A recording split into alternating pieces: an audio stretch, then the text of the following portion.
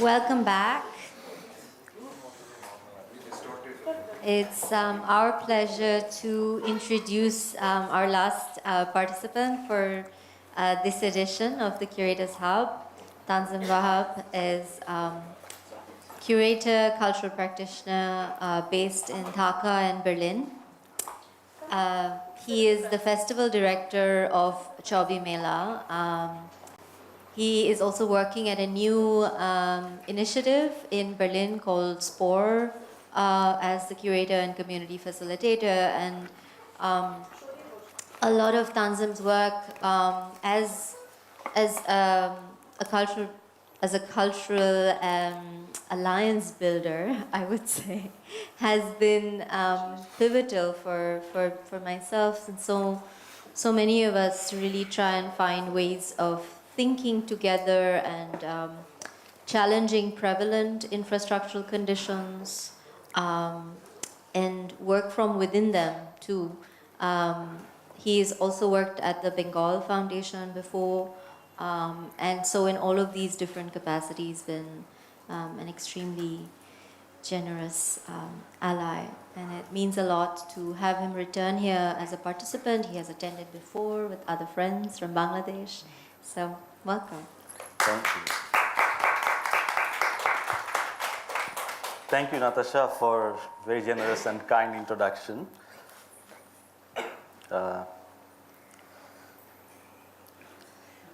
Here is the slide. Okay. I hope this pointer works. Otherwise, I act out and an invisible hand somehow helps me. Oh, super. So, okay, we start with this. Talking about passport and South Asian solidarity. Well, so it took me a while to manage visa for India.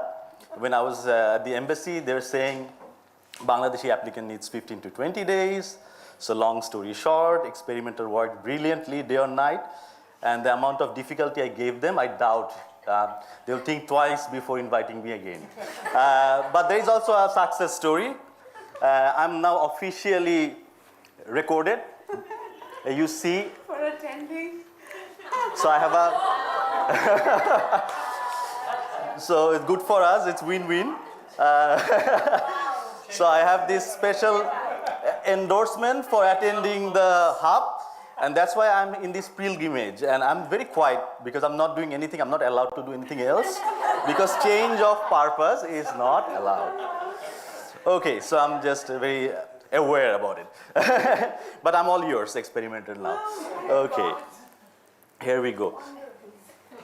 Okay, so I don't know how to make the long story short, but it's only 30 minutes. So I was just wondering what should I talk about.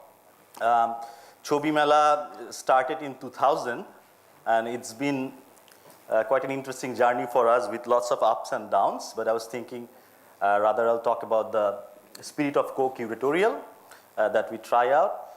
We'll just try to take a short flight towards the past, but we'll try to land towards the most recent edition we had, Chobi Mela Shunno. After completing 10 editions, we are not encouraging to have the 11th edition. We rather went backwards. So we wanted a rewind. And maybe this story will try to unfold there. Let's see how it goes. Time is short.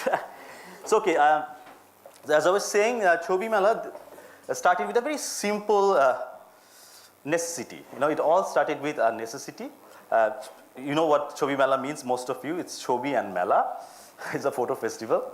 And once we started in 2000, we felt there was no other platform showing lens-based artwork in South Asia in a festival format. So, yeah, the purpose was really simple. We started for the people who are excluded in the mainstream art practice. But at the same time, talking about art, the festival was also kind of baggage-free because, you know, we didn't have any kind of art historical temporality in mind, or there was no institutional curators represented there. And it was really important for us to see what is the necessity and how we define and redefine it. And a school helped us a lot. So the school Pathshala was founded just a couple of years before the festival. Pathshala is a very ancient schooling system, most of us know here. But it brought us very interesting ideas of looking into the tree, ground, thinking of being grounded sometimes, and also the platform, what does it mean? Is it a mere form or a platform? So we just play around with the words in mind. Oh. So for us, this curatorial process started with thinking about placemaking, how a place becomes a safe place, and how it helps to gather together and regathering, and who are gathering there. And that's really important in this process of dialogue. And it brings us back to this tree. We were talking about horizontality yesterday, but looking back to tree, I'm not trying to romanticize this tree school idea, but still, it allows you to think beyond the confinement of classroom. And if you always look horizontally, you see just, it's an eye level. So what are the non-human perspectives, So tree grows vertical. At the same time, it helps you to look at the sky and the leaf, and also the shade and the ground, and helps to also think beyond the human presence.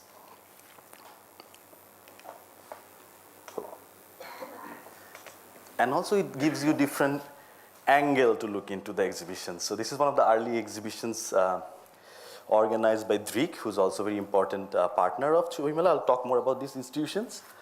But yes, you see, there's a very different angle for an audience to see the exhibition from the tree. So tree has many different benefits. And the school also relies on tree.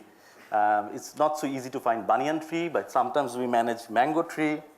And we also exhibit. So this photo is of one of the Chobimela editions where a Pathshala alumni is showing photos in Charukala, Dhaka University's Fine Art department, under the tree.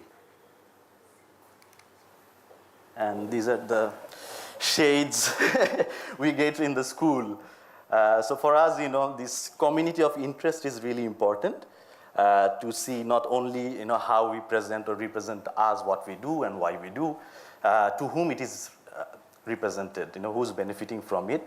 And it's an ongoing challenge, it's an endless challenge to define and redefine your audience, but also to go beyond this traditional audience development, mediation, and to think, who you are inviting, with what kind of warmth and hospitality. And it's also easy to invite people in Dhaka, it's a saturated city. So for any event, there'll be footfall, so that's not the challenge, I think we are looking for, footfall or the head count. It's something more than that, right? Alliance, ally, and how you actually work on the partnerships in future. Talking about this, people-centric initiative, or seeing who are these individuals and not the numbers. So this is a very interesting photo for us. It reminds me of our first batch of Pathshala when the school started. And you see there were only 12 students, but one photo is missing. And someone also, Piu, he was a student first and teacher, he passed away sadly.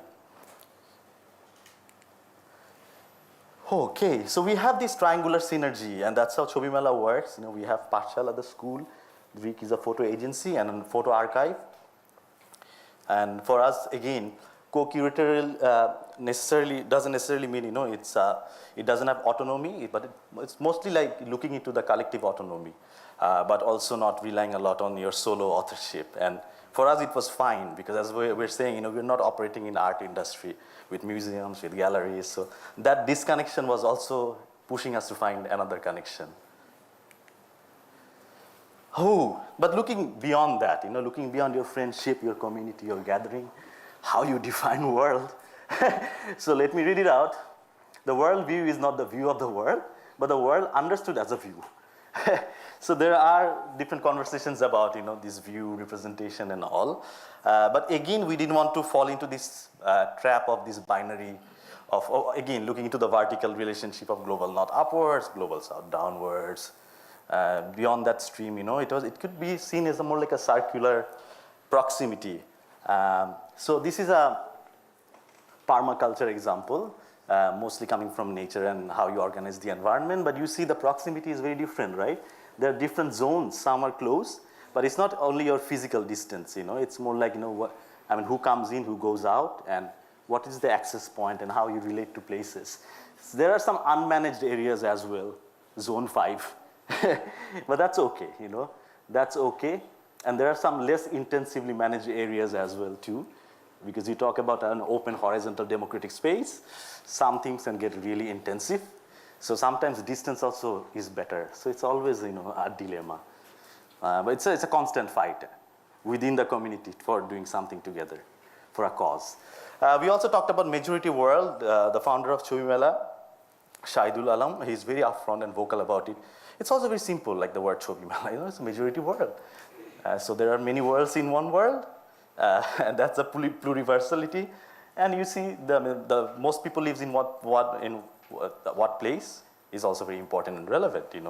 Where the majority of the people living, and what is their interest, what is their politics. It's really important for us to see it in a very simplistic way than framing us as a developing South Asian emerging space. But we keep play with this notion of not only the map world, but also with the map, this cartography. And in the last edition of Chobi Mela, we talked a lot about forming a solidarity network, focusing a lot on translocality, finding locals in different regions and how you weave it in a very complex way together, but not buying that nation-state collaboration and corporation and the continental diversity and all. Okay, so the tree is the placemaking in a rural setting, but it also adds up to the street, which is for us an urban setting. And also it's part of our curatorial. It's not beyond that from the gallery and room setup. So you see traditionally Chobi Mela starts with a rally. People are in the streets. That's also a gathering. That's also audience, and it's unlimited. And we are dancing together. We are rallying, playing music, and what else we are not doing. And the rally continues. I'm going to bombard you with lots of images, but yeah, that will help me to stay quiet a bit. So you see, I'm sure you hear the music, but also, the exhibition is also moving around in different places. It's not always successful. It keeps the same question of the power dynamics and, how you edit or, select a certain kind of work, who's the audience, and what does it mean to their life? These questions are there, but it's a way of trying out many different methods to go beyond the gravity and the confinement of the room setting. So the exhibition moves around the Parliament building in Dhaka. Here is the Parliament, interesting space, talking about democracy, especially now. Won't talk much though, but you see.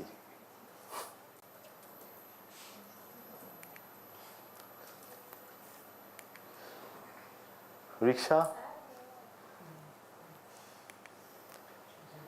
And also outdoor settings and these kind of slideshows at night gives us this amount of audience sitting.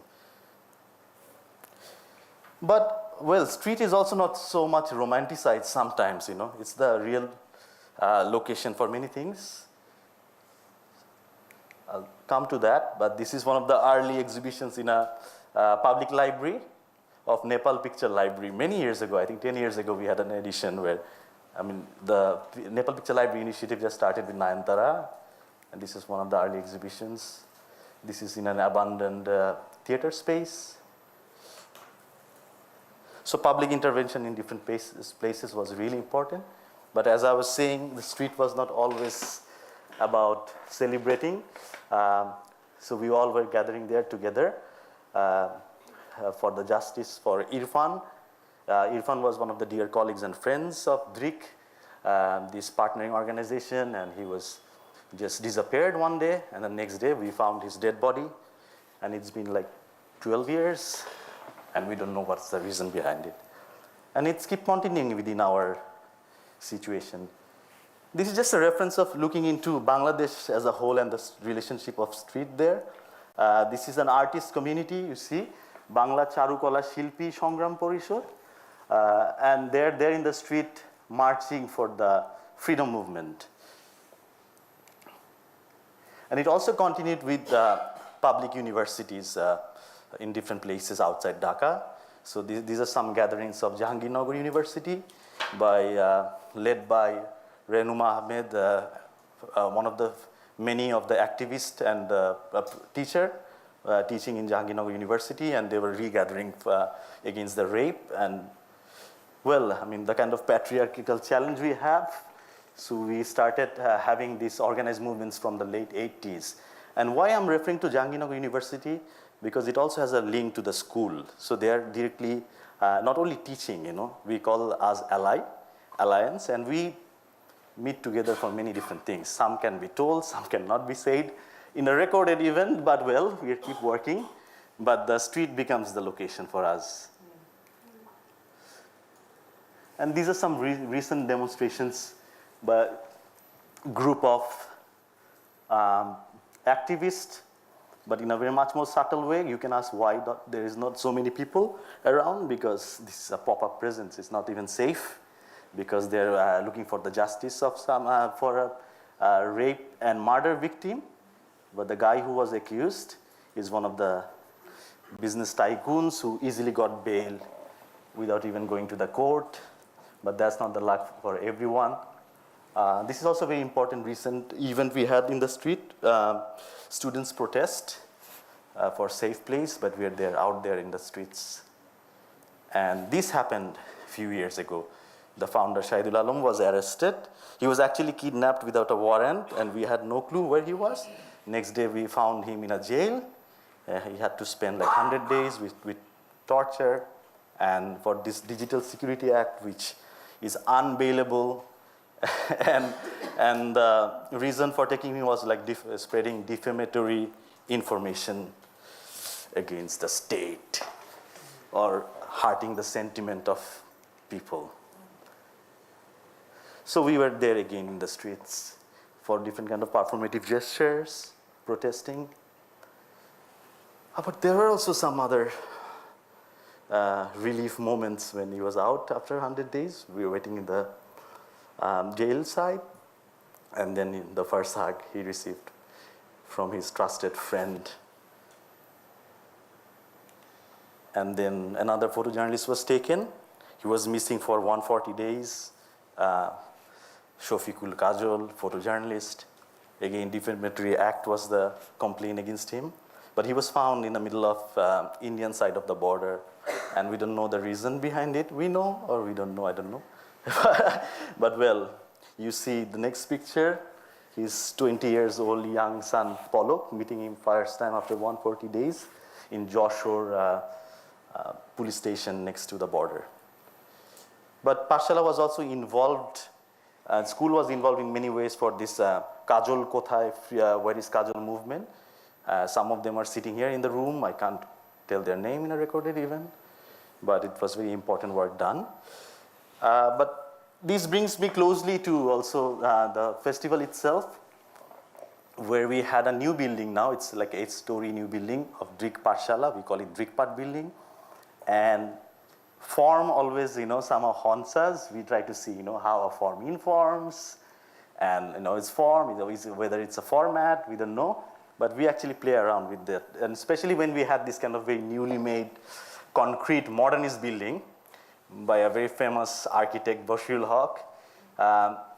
Of course, it's a masterpiece, but at the same time, we were also feeling kind of uncomfortable getting used to it, a mango tree and a 1-story building. So there were like two kinds of conversation within the institution. And while we were deciding that in pandemic, in a difficult time, we'll have this new building for Chobi Mela. So this question came up to also think about the architecture of the group and the architecture of the building, and how you negotiate it in between while you have this special challenging edition coming. And that brings us to zero. After doing all this for like 20 years. So the pandemic happened and the situation was worse. Even the sanity was priceless for many of us, for personal loss. And also we are thinking, resource logistic wise, it's almost impossible to bring the friends, ally from the outside. It's good for the nature, environment though, right? Less fuel. But still, we were stuck. And I remember that with Natasha and many others, we had like very interesting, strong conversations, what to do next, how you act for your immediate future. We thought this has become the right time, if we really have an edition, to pay a tribute to the internal ecosystem, the ecology within, to us, just for surviving and working, and then just to cherish the journey of these long years. And let's go back to the basic then, the square 0. And from there, start it again. And that makes you like baggage free again from the legacy or the trust you build or a certain kind of scale you have, but how you respond to that in a very different way. How can you restart or reboot? So the idea of this crazy circle, Chobi Melar 0 came. 0 is also vacuum, it's shunno, it's void space. And you see it's kind of having this dialogical or dialoguing with the building itself with strong form. So this is the 8-story building. We were kind of desperate to have this special edition there. But well, I mean, there were many challenges. One was, of course, resource in the pandemic. But also for us, the challenge started way before pandemic with Shoidul's arrest. And I mean, there were bulldozers around our buildings. And it was not easy for us to actually find galleries, let alone the Shilpokal Academy, the state-run National Gallery where we used to have other editions. So again, we come down to the same challenge of necessity. We literally didn't have a space. So it was not an aesthetic choice to have this new edition or experimental edition in our building or new building. It was just, we had no other options. So we had to utilize everything there, starting from the underground parking lot, why not car lift, classroom, roof, everything, maximizing every inch. And this is the building you see, way different from the outdoor interventions. And we also invited different collectives, talking about this collective interest. So you see the staircase, where this Dagi Art Garage, young contemporary art groups are installing the work. Many are actually working with the special challenges of the building and how to extend the notion of this speciality. But what we tried also to do, to share the entire process of cooking things together in our Instagram, social media, everywhere. So that was also really important for us to expose the process constantly while we are designing, redesigning, replanning things. We thought, let's put everything out and see, what comes out. So you see, even starting from the materiality, furniture, and everything. So it was done by the big group of people. And why not also share what we eat while we design? So that was also out there, bhat, and what was there? I can read, shobji. Modest lunch for the team. I don't know that modest or not. There is also murgi. No, not modest. Alu diya murgi. Wow. So wow. No, chicken curry with potato is not modest. No, it's fancy. Sorry, so I changed the slide quick. So you see even all the layouts. And these are not even the final layouts, but we thought we shared the journey of doing it together.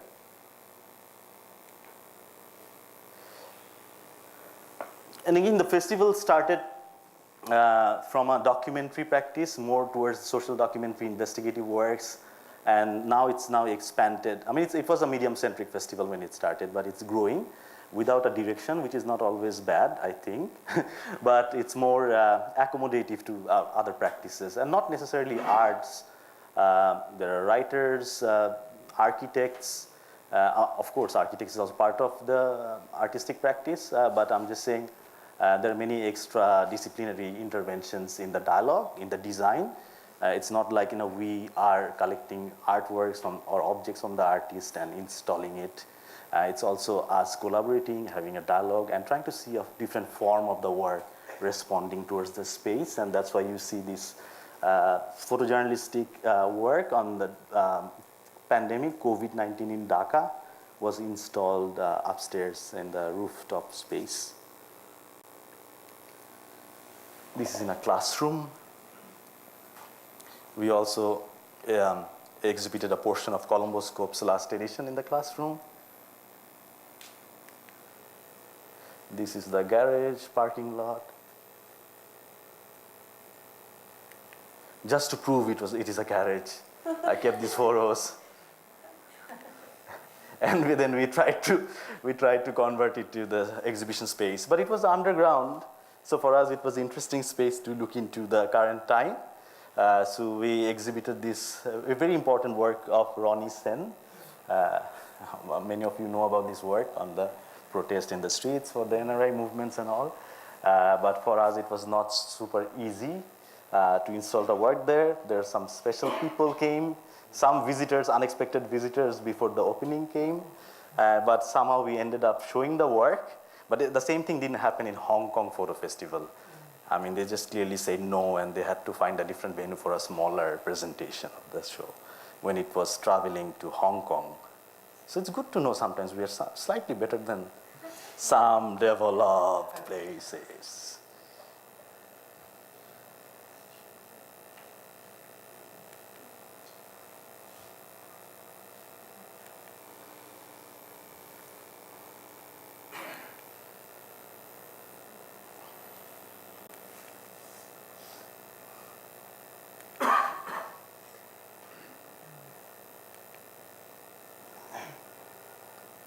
This is also a pandemic diaristic work in COVID by Yasmin Jahan Nupur, who's not only a visual artist, she does performance, and she was weaving textile there and also taking self-portraits of her.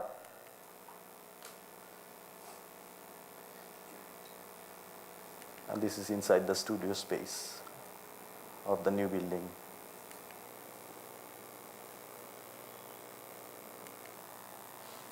This was a very important work by Naeem Mohammed and Shomari Chakma. Shomari Chakma is an exiled indigenous lawyer from Bangladesh, and she had to pay a price for her very important work recently. She was actually also publishing a book on the oral history of the people who had to, we had this long, we were forced to move away from southeast and southwest part of Bangladesh, especially from the Kaptaibad area in Rangamati, for this Pakistani government in 60s made this dam, and so massive amount of people had to move, and we still don't know the trace of how many people moved to where. But what she did, she started traveling in northeast part of India and Bangladesh and interviewing different generations, and also this recording was translated into a book form, and the book became this kind of oral recitation of the book in 2 languages, this colonial Bangla by Naeem next to the Chakma language. And we thought, this was actually a Zoom conversation setup. And this is where we are actually preparing for it. But when we invited Naeem, we know his artistic practice, but we really wanted to cook something else, and that's why Shomari, who was not into visual art, collaborated for something which stays back as a very important part of the history. And we work with a peanut, very small budget, but for us, commissioning means that, how it gets afterlife and survives for its own politics and purpose, and not always contextualized in art setting. So Chobimela Shunno started finally in a smaller setup. But it was also not the lack of the locations outside. It was very unsafe for us to work outside, not for the pandemic, but for some other reasons too, when we are not so favored for the state after lots of different events happened. But again, so that gave us a very interesting dilemma. We were kind of used to operating in a space like Old Dhaka, and then we had to think twice to have the safety to operate outside. So that means, we still want to have a safe place, but more in an interior. But the exterior is not a safe place for us anymore. So that complexity is always there for us to work in Dhaka now. But this is the library of Pathshala, where we said this Kolkata City of Print project, archiving project. And it was a starting point. This exhibition actually helped us to land into this City of Dhaka project to see the other part of the Bengal and the local printing practice. And it was part of Shunno, and that's how we exhibited the work. But trying to see the local printing methods and publishing houses who mostly produce books for children's school.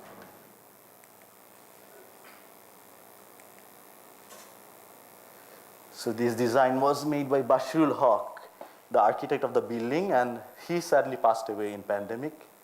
And this was his last project, this 3-part building. So he also exhibited his work so that the young artist can have this dialogue with his vision. We tried out everything in Choimela Shunno. We are like super ambitious because, I mean, we really wanted to test that limitlessness while we are limited with everything. So we had this Baba Betar, this radio project, and that helped us to also look for other things, translating very important text and having readings and songs and poetry recitation. And Baba Betar was a part of Shunno, but it also continued in social media, Facebook after it in the pandemic time. We had podcast series. Some of you in the room were part of it. There is Natasha's conversation, Tanvi, and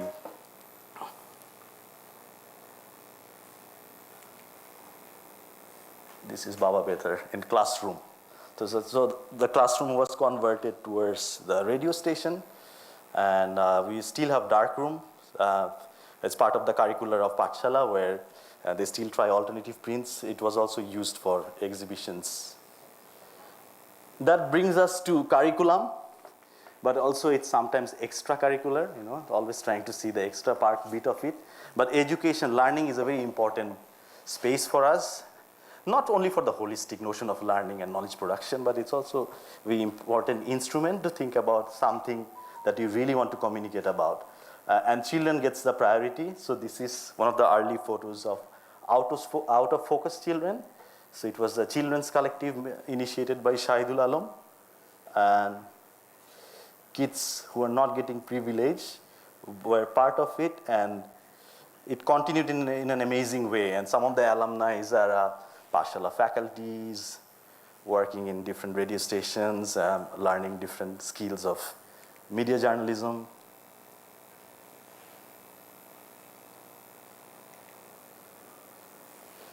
Old Pathshala campus, which was actually a house, and then we converted into a school, but the school was also often converting into exhibition spaces, and this was after this Rana Plaza Garments collapse. 1134 was the title of the show, and we invited school-going children from the neighborhood.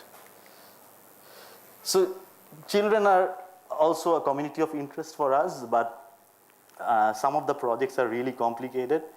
But this traditional notion of, deciding or editing some works out, thinking of, the content doesn't work for us.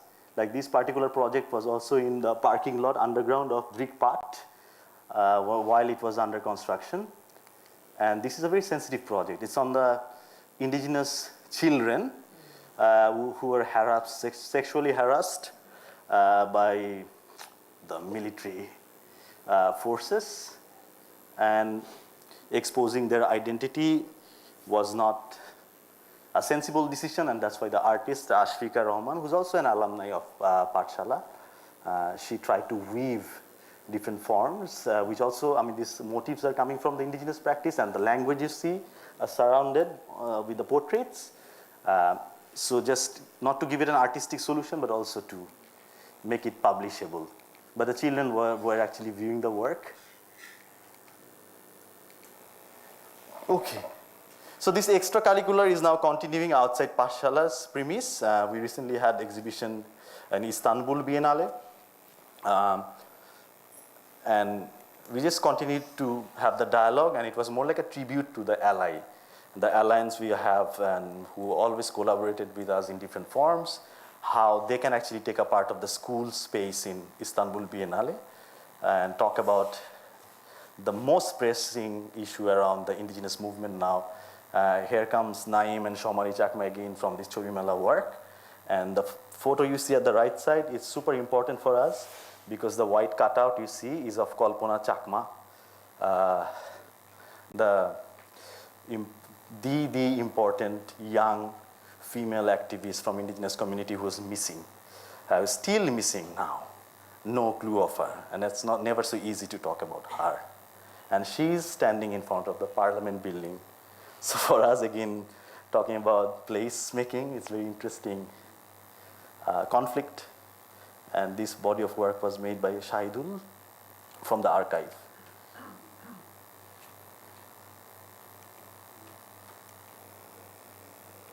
And we also set up this Ganoshanghati Andolon's office inside Istanbul Biennale, where you see this left-inclined political group is always hitting the street to talk about the labor rights movements, especially the garment workers movement.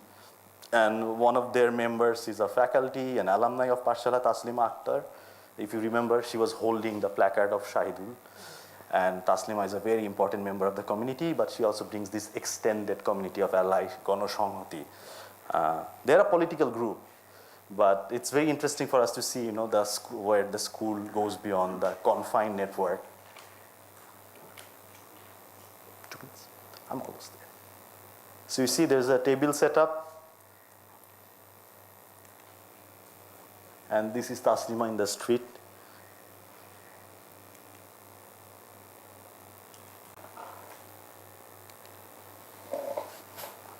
These are archives from the missing worker who went missing in this Rana Plaza collapse, and many were actually not found or not. Yeah. So this is a body of work on the bloggers killing.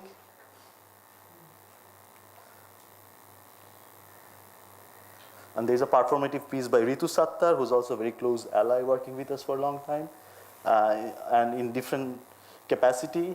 And this is a piece where you see this traditional harmonium, but they're only creating the noise and there is no harmony in it. And it talks about the time now of any kind of open freedom of expression situation. And many bloggers actually recently got lynched, killed. Some of them are friends.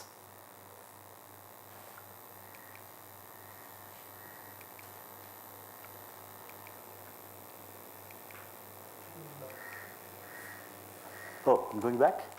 Oh, why didn't you tell me? Okay. So the last thing, just in a minute.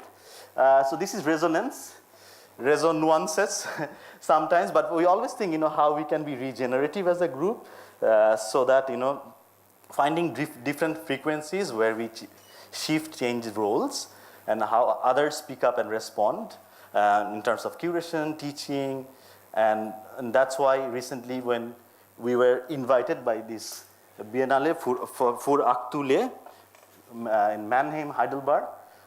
We are now, it's Shahidul Alam, me, and Munem Wasif. So we three are now curating that next edition, which is scheduled for 2024. And we are in a very early stage of cooking, but we are thinking about these shifting frequencies, finding new frequencies of resonance, borrowing from this sonic experience of seeing, how sound creates noise and when sound creates melody, and where is things in between, and how two sounds work together in harmony and sometimes without harmony. And also we are trying to see how even in the pandemic, issues like mutation, residue, leakages, and many things actually affected not only our mind, our body, and playing around with the words.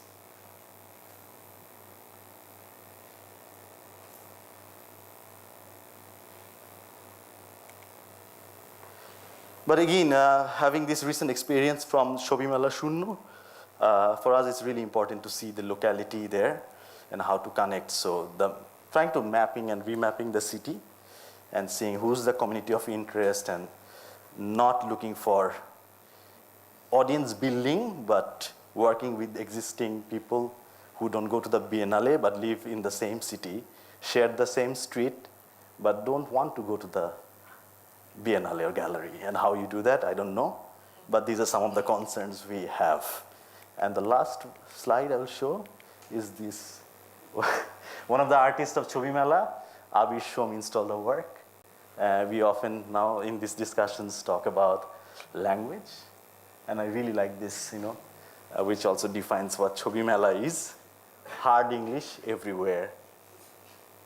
And in Bangla, It's written একটু বোকা লোকের মারির দাঁত একটা. How do you translate it, Pratik? Anyone? Volunteers? To translate? Give it a try.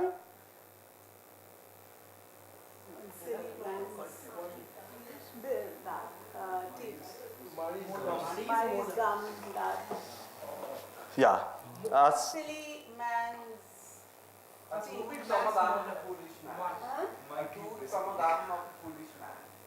Wow.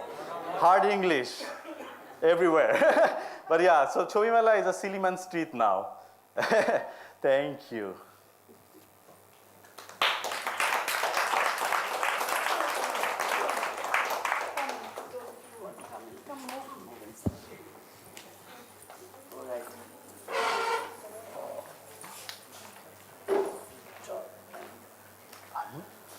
বাজাবে আমাকে.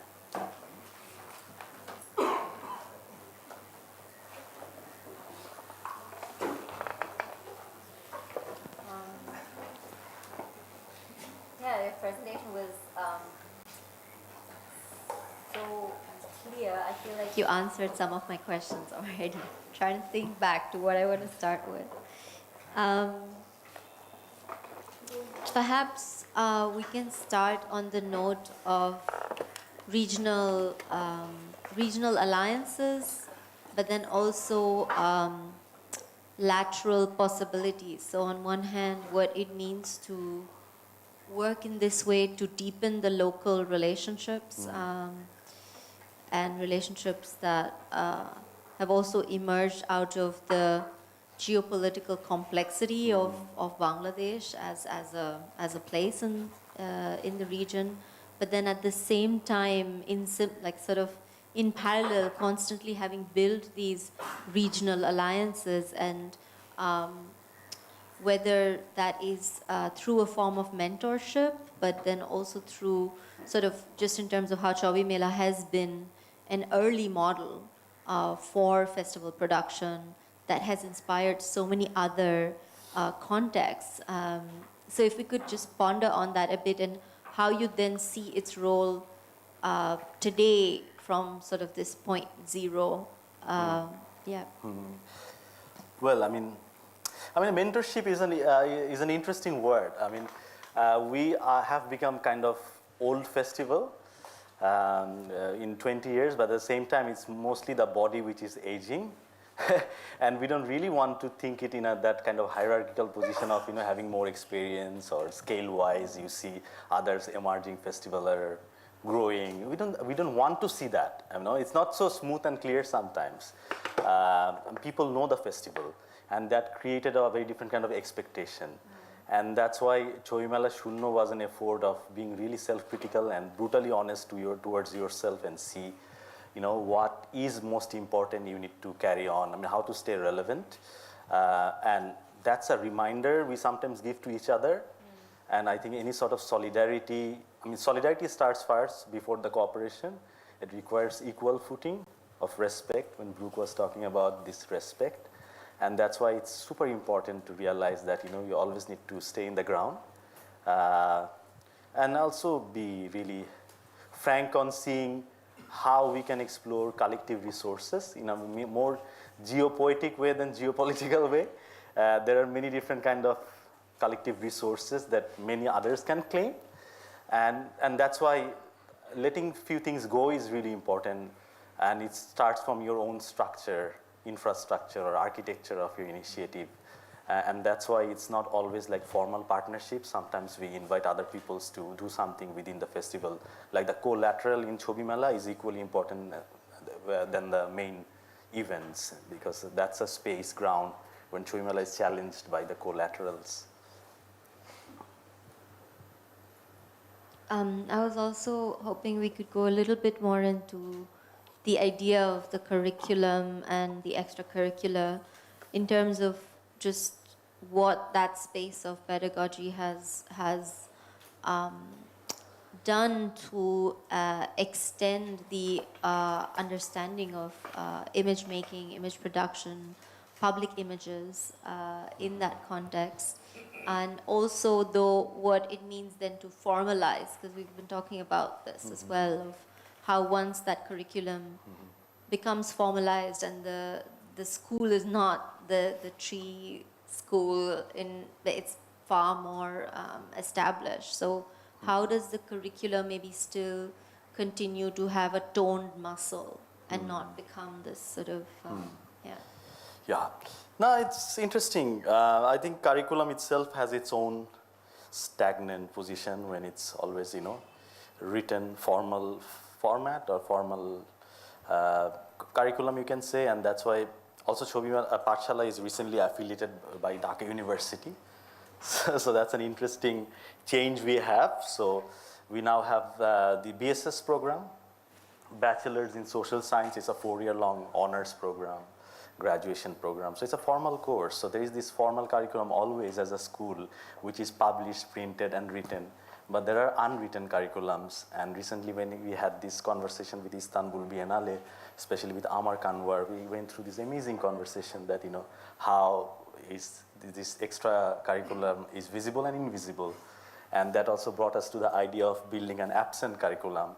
And this absent curriculum is not only talking about the absence of the learning materials, but also absence of trace of any tangible materials, because many of the projects done by the alumni and many allies are looking into something which is missing. It could be a missing figure, body, absence in that way. And that was also reflected in extra curriculum. So for us, breaking this notion of traditional formal curriculum and taking this ambiguous step into, just dissecting the curriculum is also part of a curriculum. Are there questions already? Yeah. Ruchi and Sharanya.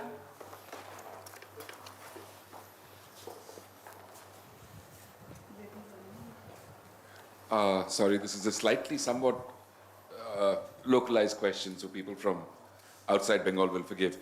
I've been talking a lot to Naeem recently. He's working on maybe he's already printed it in Bangla, an article on the differences between, after partition, what happens in West Bengal and East Pakistan, Bangladesh, in terms of photographic histories and photographic resources, right?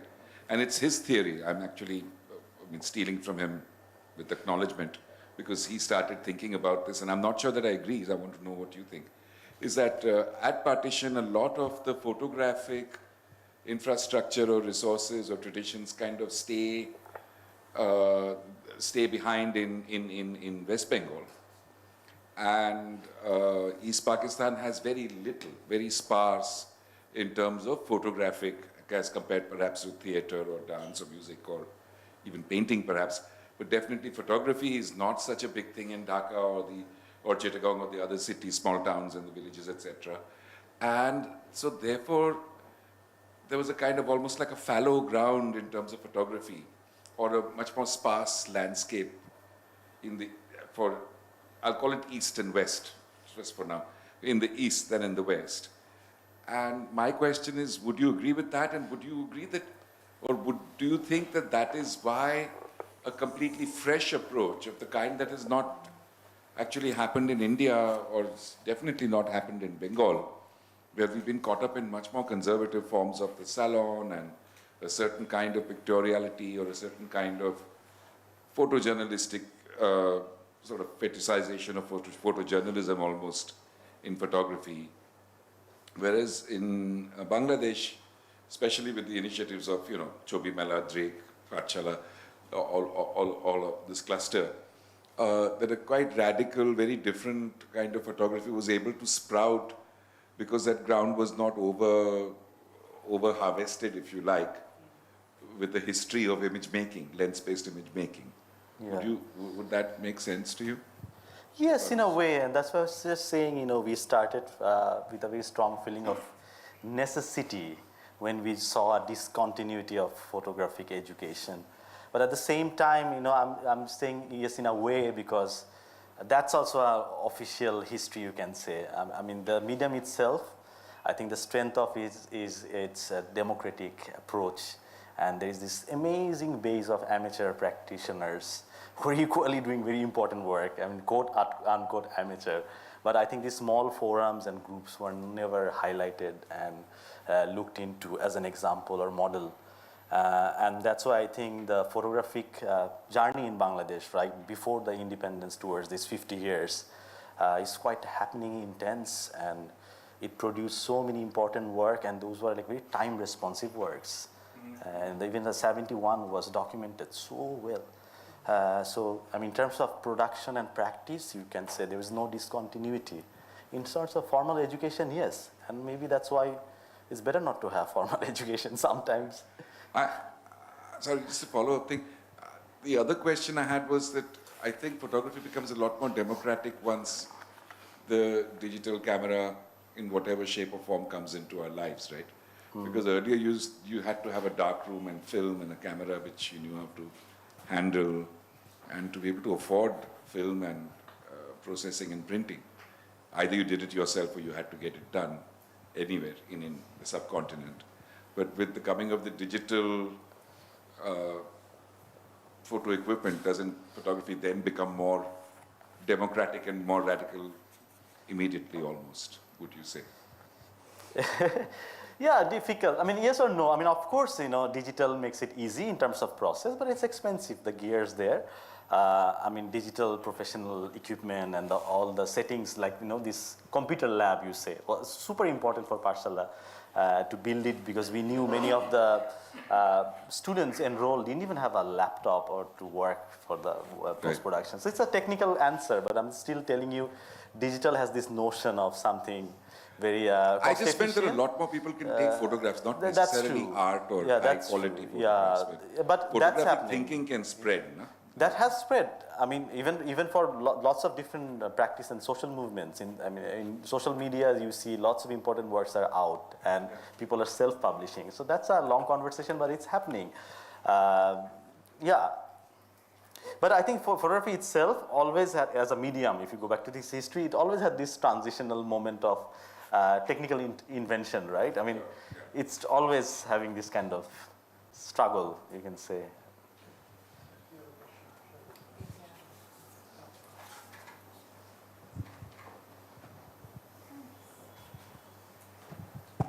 Thank you. Thanks. That was just really nice to learn about everything you're doing. I had a question to Tanzim, but also to, I guess, all of you. You know, this is something I think about, and Rana Ayub, who's a senior colleague to me, and a lot of us, she said last year, where she was like this kind of romanticization of the brave reporter. Like, you always see this, where you're like, reporters are fearless and reporters are brave, but a lot of journalists don't go into it to be revolutionaries. Like, they go into it to report what they see. And today, because of the way truth functions, it just happens to be that it becomes like a dissent, you know. But and I feel like a lot of resistance is labor, and a lot, like all, and it's almost, sometimes it becomes kind of, this is a very long way to get to my question, but it becomes almost like kind of romanticization of artists and writers and journalists who are putting their life on the line and their body on the line, as you are, as Saidul Sahab, everybody is. And I think my question is that when something happens, when they're taken into detention, when the state intervenes,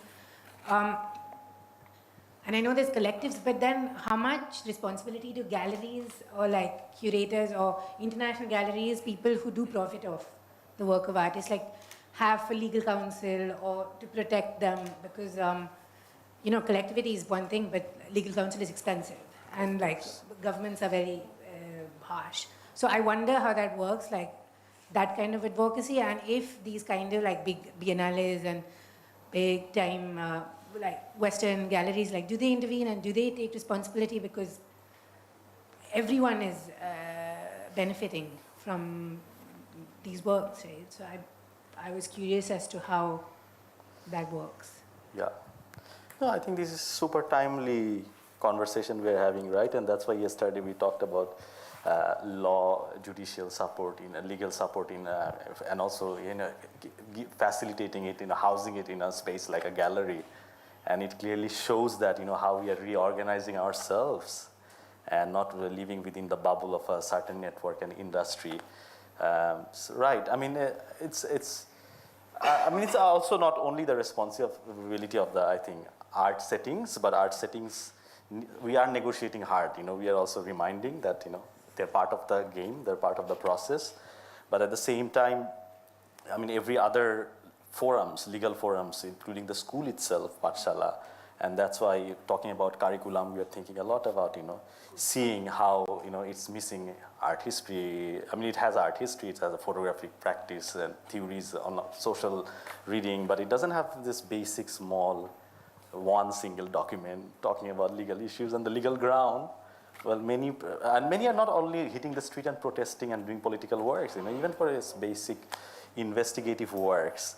And also, it's not only journalism, and now some of the experimental artworks are coming from this notion that you can't investigate in a different way, then how you can work with the ambiguity. And this, instrumentalizing even ambiguity doesn't help. Because there's also a counterproductive way, I mean, when the Digital Security Act talks about defamatory information, it could be anything, or hurting the sentiment, it could be anything. So swimming in that ocean, doesn't give clarity for any ends, and it helps some people to fishing better. And that's why I think, this notion of art space and ambiguity there, no, I mean, the judicial is very important skill to have at this point.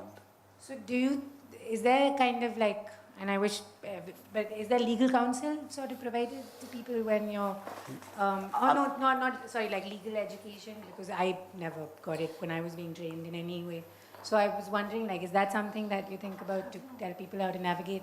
Of course, unofficially, yes. There are lots of alliance forums, lawyers who are actually helping us throughout, and because the way number is increasing with these cases, it's unbelievable. So it's happening, but I'm just saying how the school adopts it, in a formal setting of classroom. It's something yet to be done, to be super honest. Thank you. I mean, we can also take up this question in the general discussion.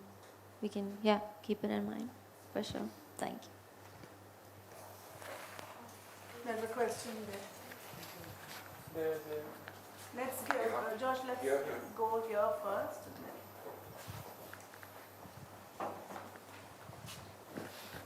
Hello. This question is actually comes from a concern, and I wanted to understand, like, you showed one of the photo where indigenous children were raped, right? And I was a bit curious on who was making it and what was the motivation behind making it, because there is like very long history of artists sexualizing women's bodies, indigenous women's bodies. So, yeah, no, it's a very important question, honestly speaking. But it was made by Ashfika Rahman, who was a Pathshala student, Bengali, Bangladeshi, very important, female photographer. And her mother is working in an NGO who's working very closely with the people who are trying to file case but cannot. So it's coming from that deep engagement and research. But in terms of representation, your question is still very important and valid. As long as we have this conversation with her, I mean, from her motivation comes from, making a work and publishing which is against the military. And it's absolute taboo in a situation of Bangladesh to even raise any word and question against cantonment area.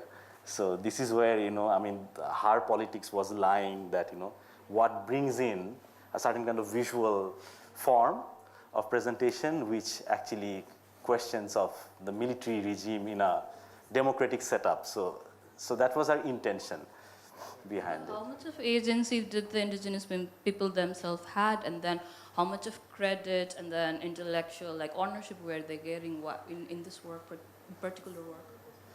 Yeah, that's an important question. I mean, she is, as long as I know, she is in these conversations, and this was a mutual consent of taking this position of, showing the work, giving it this particular form, was mutually decided together.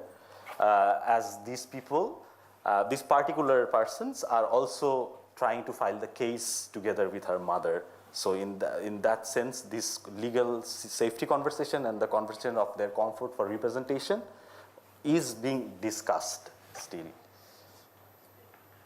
Yeah, so I mean, maybe we can continue in the Q&A, Yeah. but I mean, it's very, very sensitive Yeah, that's area, right? And then there's like entire history of like colonial history, upcaste like Paul Gauguin going to the indigenous communities and sexualizing and abusing like women and trans people. And then if you also actually type indigenous woman just in Google, like you see all the sexualized photos. So it's actually very, very sensitive area. And I was like, I mean, we can talk more in Q&A. Taken. Very important question. I don't have an answer, but it's such an important question. Taken. One more and then we'll. Question there. Just pass it there.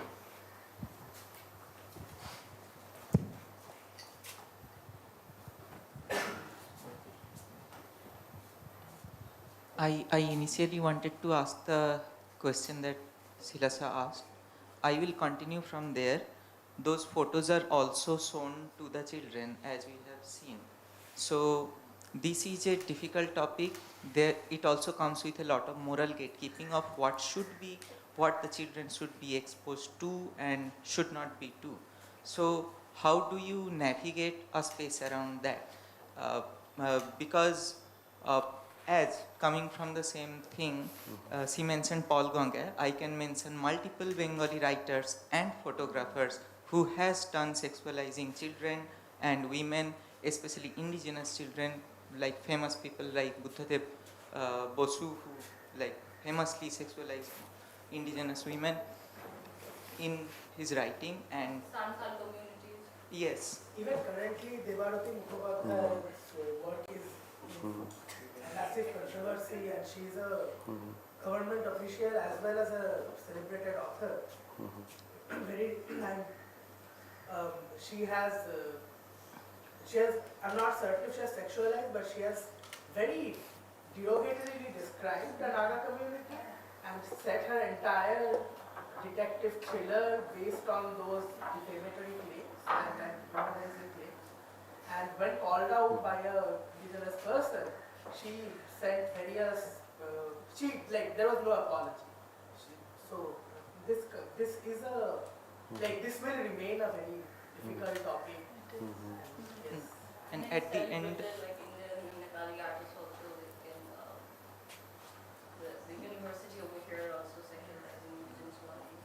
Also, like with. Sorry, just in order to, I just want you all to speak in the mic if you don't mind, but maybe we let one person finish, if that's okay. Just to, yeah. so when these photos are shown to the children, does the children understand?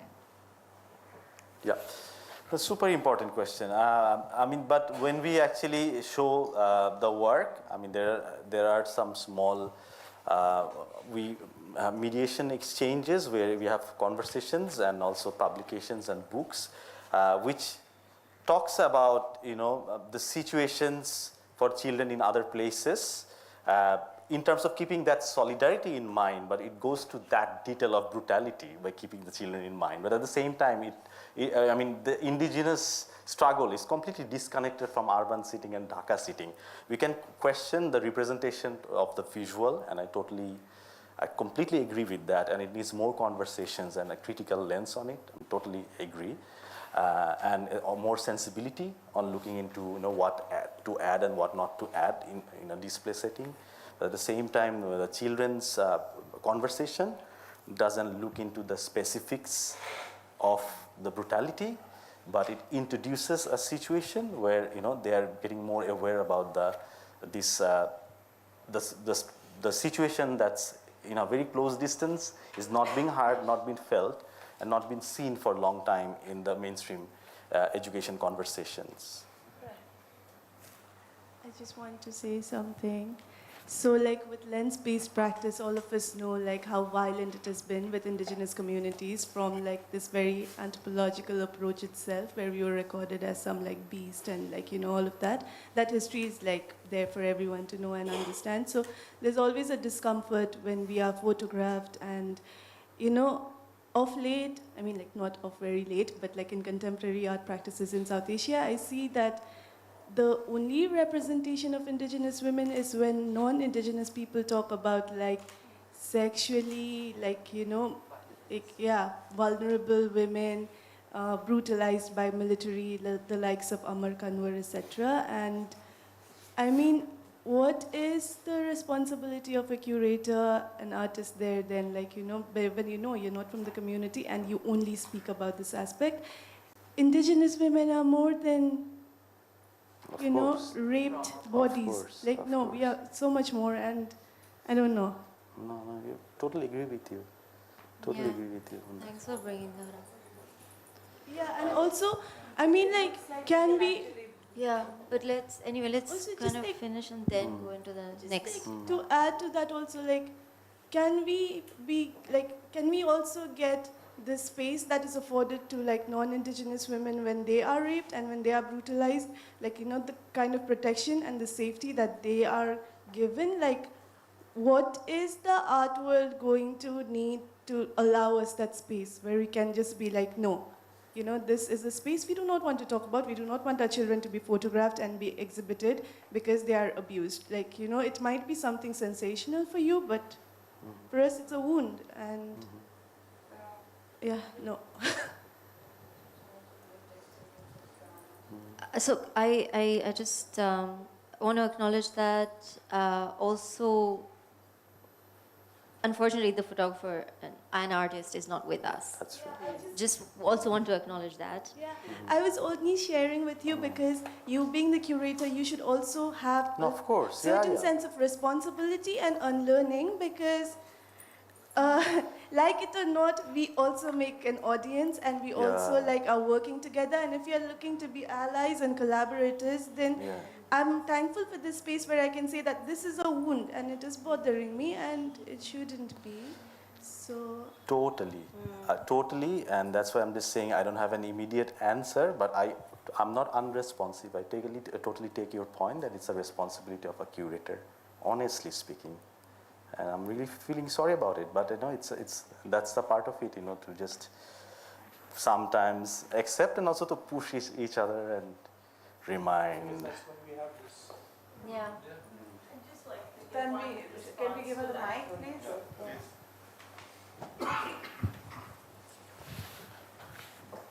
I'd just like to add a little bit to that. These questions around representation and image making is something that we think about a lot. I mean, something that we've come to is that this question of representation is quite unresolved, and it's an evolving conversation, because something that you can see in Ashfika's work, and she isn't here so I'm not speaking on her behalf, is that you can see the wrestle that there is in trying to find that language of a manner of representation of something that is not being discussed. Having been in a journalistic institution for a while, we were always wrestling with this question when there is immense atrocity going on. Do you put the story out or not? And it is always a very difficult conversation, and we do give that agency to the people whom we are reporting on. And if those people would like for their voices to be heard, and this was something that also came out during the Me Too movement of anonymity versus non-anonymity, that is I mean, somewhere we have these conversations in these forums, but I think the work that the reporter, photographer does with the people that they are interacting with, I can see some of that wrestle in the images of her trying to bring in indigenous motifs, those conversations of, like, you know, anonymity, trying to maintain a human presence and not show identity, the language that is surrounding the image. This is not to say that one may not be hurt by it. Also, the community is not homogeneous, so some people in the community may have different reactions. So I just wanted to say that some of that struggle was visible, but also something that you said that I didn't know was that her mother is fighting the legal case, which complicates also the situation, because in a way they are sort of reliant on her to fight for their struggle. So is consent really, you know, where does consent lie? So these conversations are super important, but just to say that they're kind of evolving, and I could just, you know, think on part of the artists, because I work with a few artists who do wrestle with this question. It's not really an easy solution to come to. But So, okay. like, you know, the this thing about consent that like once you give consent to your images being used in a certain exhibition does not mean that you've consented to it being used in have you taken an informed consent from the parents and the child that the images would be shown in this particular like hub? You haven't, right? Like I'm just imagining, I don't know. But yeah, like what does consent mean, especially when you're talking about sexual violence? Because I don't know, it's a serious thing and it's going to stay there, it's going to be archived, and I don't know what consent means in this. And people should also have the ability to like take the consent back. Like, you know, you may be thinking and you may be like you may have consented under certain pressures as indigenous peoples in a colonized land, especially Chakma people, people from the northeast, people here in Darjeeling. We are contesting like brutality every single day. They cannot be consent without coercion when our images are being used. So I don't know, I'm very critical of this space. And you cannot think about consent when you're talking about consent within indigenous communities, that it's going to be consent that you imagine. Like it's not, we are not free, we are like still enslaved. And so no, consent is not just like a one person's responsibility. It has to come with community and care and love, and you have to do a lot of work. We can't just show images of like, oh, the military brutalized all these women and it's going to go to Documenta, it's going to go to this place and da-da-da-da-da, and it's going to travel all across Europe, and no, it's heavy. And I think like before like the non-indigenous people comment on this, you have to do unlearning. So like first like unlearn and do some work, and then like we can talk about it. But All right, now I'm very glad that you've shared this, but I also want to take a little bit of like just kind of creating space around all of us to bring this into conversation and relation with a lot of other things that have brought into the room. Because yes, I think, you know, this prompt feels urgent, but as you've said, it's also slow work, it's long work, it's work that's gonna need all of our energies and all of our, also hopefully, our patience and labor with each other, right? That's my only wish, and I think that's what's allowed us to sustain this space year after year, because clearly it's not just a certain kind of resource. And I think I'm so grateful for all of this, because I really feel like what's happened year after year, and it's thanks to everyone here really, is that over these 12 years, the questions that are thrown in are somehow some of the most essential, crucial, painful, that need to be thrown into the room, that need to be shared with each other. And that's what I think also what Cabello sort of started with, of like listening to ourselves and listening with each other. It's so much about that. And I kind of love how, in a way, this, like I knew the room is the room is listening. This room is listening. And you know, so it's not even about, this just showed it so clearly. It's like, it's not like we have to be like, oh, we have 10 questions for each other, which we do. And someone else, I think Ruchi was like, you know, it's even going to take time to formulate our questions, because we're listening, we're here with you. We're really here with you. Everyone is here, present, and I think questioning themselves too. So yeah, I just want to acknowledge that together, and really, kind of again feel the luxury and the pain of it, the luxury to be able to be here, the pain of being here, and thank you to Tanzim for being so generous and for accepting and for taking it all, absorbing it all in as well. Also, we are in this moment, which is the most significant one, of having our group conversation.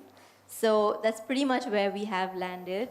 Yeah. So it would be great if y'all are okay with it to kind of to kind of come together, and we can sit in whatever formation works.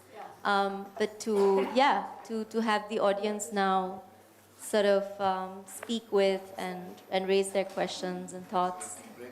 We're just, I don't know, Priyanka? Yeah, no, I think so too, because Brooke will be leaving at about 4:15, 20. So we would then get him as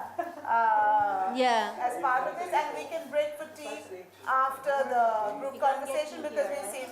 I can actually get some. Can we have tea here? Yeah, Yeah, let's do get that. tea served inside. Let's have So tea here and let's sit. how we've done Yeah. this in the past is now we break all formality, all this sort of projection and everything is gone, and all of us come quite close, as you feel comfortable, of course, and all of the participating curators sit on this side, on the floor, and move all the chairs. And as you feel, if you're comfortable to come here, you do. If you're not, then come up front at least. Why are you happy?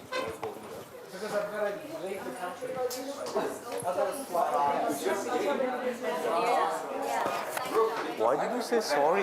I should say sorry. I don't want you to I feel should like say you're sorry. being attacked because No, it's not just anything you. personal. I know. I wanted to be like bit polite, but it's honestly very triggering. why It's you- very triggering. No, why? Wrong time to leave, but I understand.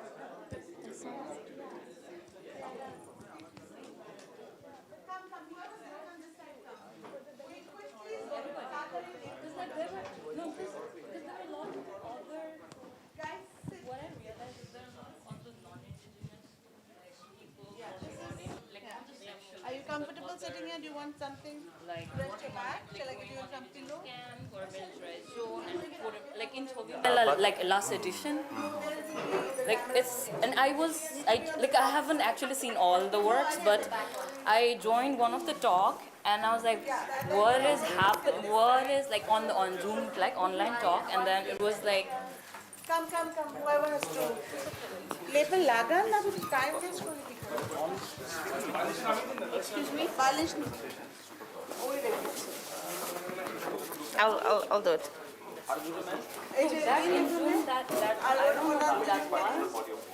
Onara tinjon paper. I don't know if Come quite close. no, because that I don't even remember the name of the artist, but there was this one artist. Can I? If you are allowed. But then I'm sure you can. Yeah. Am I allowed to sit here? Sit. She can sit. You can sit there, Yeah. and then maybe you can sit here. Sit on the cushion. It's more comfortable. Shirisha, do you think you can sit here? Yeah. And even after Ashok? You can sit here. Unless you want to sit together. Maybe let them sit together, times bond. I really Yeah. do not mean to attack.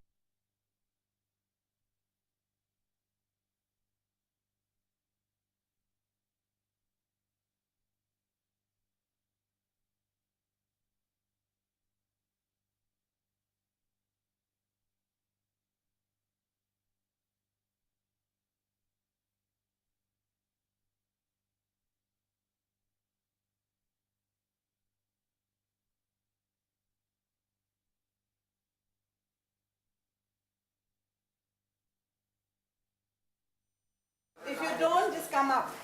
And tea. You told them for tea to be served? Probably adding on joint, right? It's fine, whatever. Apparently body heat makes you warm. Yeah. Are they one join? No, I think not. Hello. Mom, give me all your body heat. Oh God, I'm such a mom. It's okay. We need moms. Whoever comes first gets all the pillows. Thanks.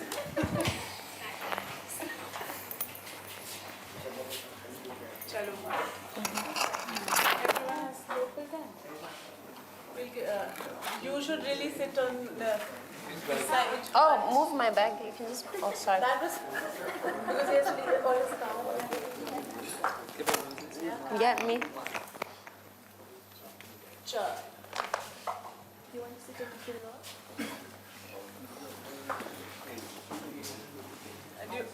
That might be a little high. Leave the pillow. She's talked too much already. Thanks for silencing me. You can say I have a lot more to say.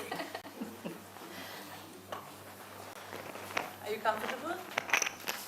Somehow this height after, is it, then you all might have to all sit on the one ledge. I won't catch Brooke's head will be cut off. Yeah. Cabello, will it be possible to move this side? Because only two people can be seated on this side. Oh, I can go over here. You can go, but you have to then jump over to leave. I can go there. Yeah? Bye.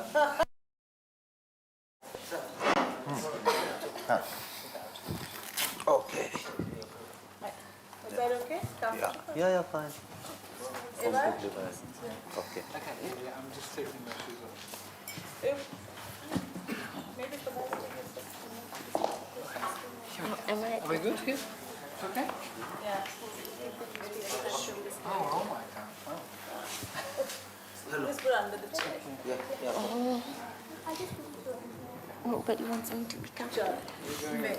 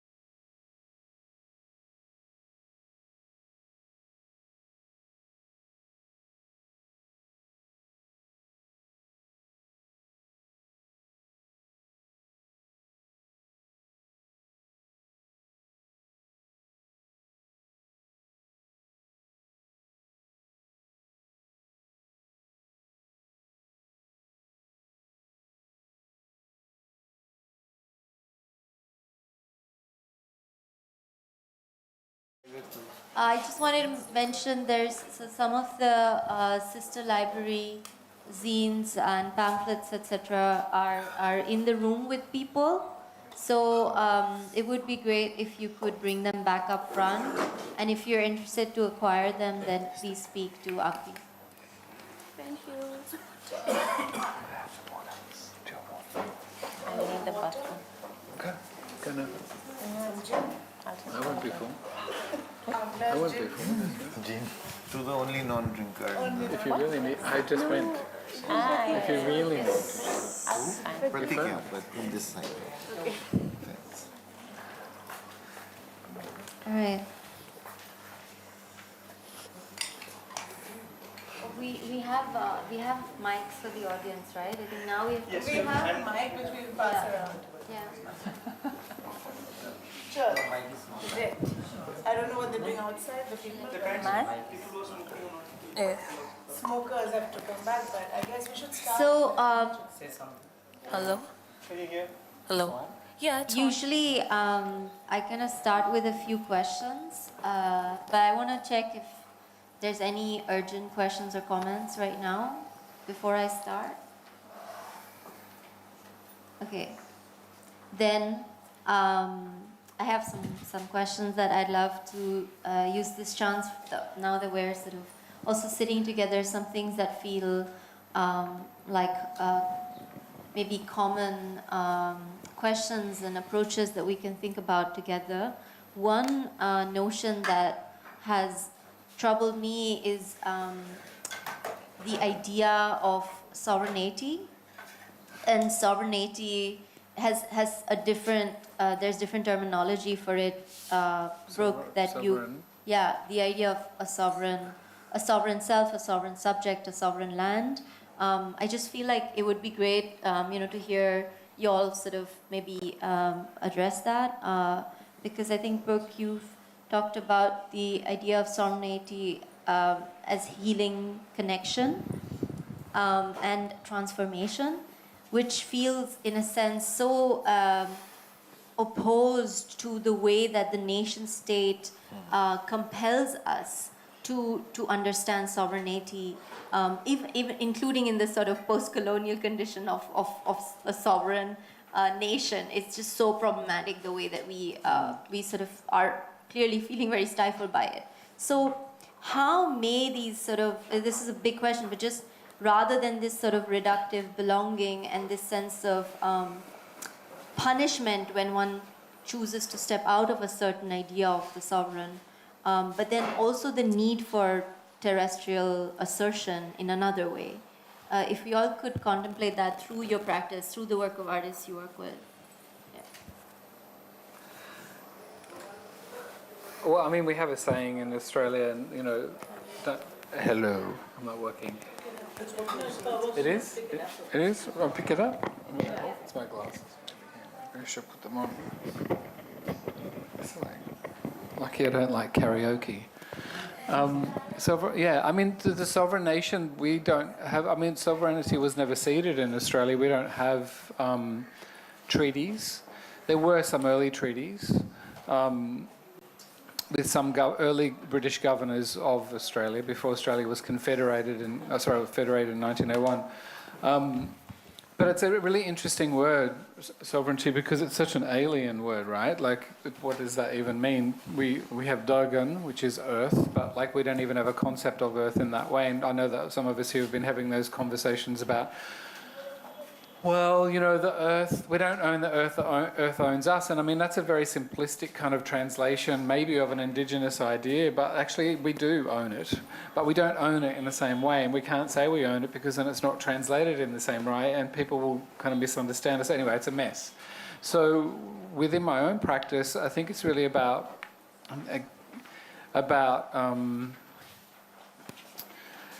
you know, speaking from your own position, that where you are taught your own kind of laws and protocols, and I think that having ownership over your own body and therefore the space you come from and how you interact, I think for me is a sovereign act.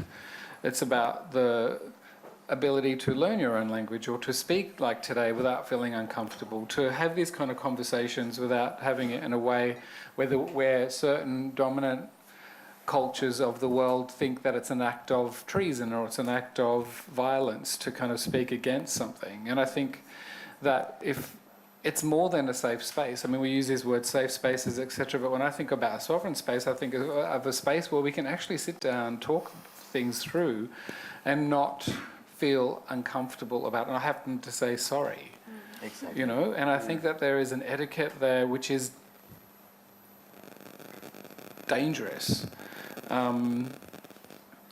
And I think some of us were talking yesterday as well about, so in early colonial Australia, in Darug and Gadigal and Gundungurra lands, like the lands of Sydney, as it's known today, and also over the Blue Mountains, you know, those communities, there are stories where, just say, if the British were coming here and, you know, we're all, this is our community, we would say, okay, there's water there, there's food there, on you go, and we would actually direct them on the pathway to go. It's, you know, because it's not an act of kindness, it's like imagine us coming into your home and, oh, we want to use the toilet, but you know that we're violent. You're going to say, there's your toilet, yes, there's some water, and out the back door. You know, so that, in a sense, and how that continues in our memory, like many generations down the track, it's a different idea of land, it's a different idea of the sovereign space. So I think today, and even us being here today, I think there's etiquettes that need to be sorted out. And I think that the conversation we were having before, I think, you know, I think I just want to say this now because I may not be able to say it later, is that there is a practice now, and some of you who might go to websites, like if you want to go to the Museum of Contemporary Art in Sydney, or the Powerhouse Museum in Sydney, or any kind of national or state gallery, there's a sign now, like a digital sign that comes up and says, for example, you know, the Museum of Contemporary Art, you know, we acknowledge the lands of the Gadigal people. But also when we're giving presentations, there are deceased people, or even in films. It's a big practice now in Australia where people say that Aboriginal and Torres Strait Islander people should be aware that there are images of deceased Indigenous peoples who, you know, so it's even like a heads up. So even today, it's like a heads up, okay, there are artists there are Indigenous people being represented in this, presentation today, I mean, I think this is useful because it helps Indigenous people in the audience to go, okay, something's acknowledged, is the complexity. I think that's also about sovereignty. Yeah, Acknowledging other people's visibility as a sovereign person. exactly.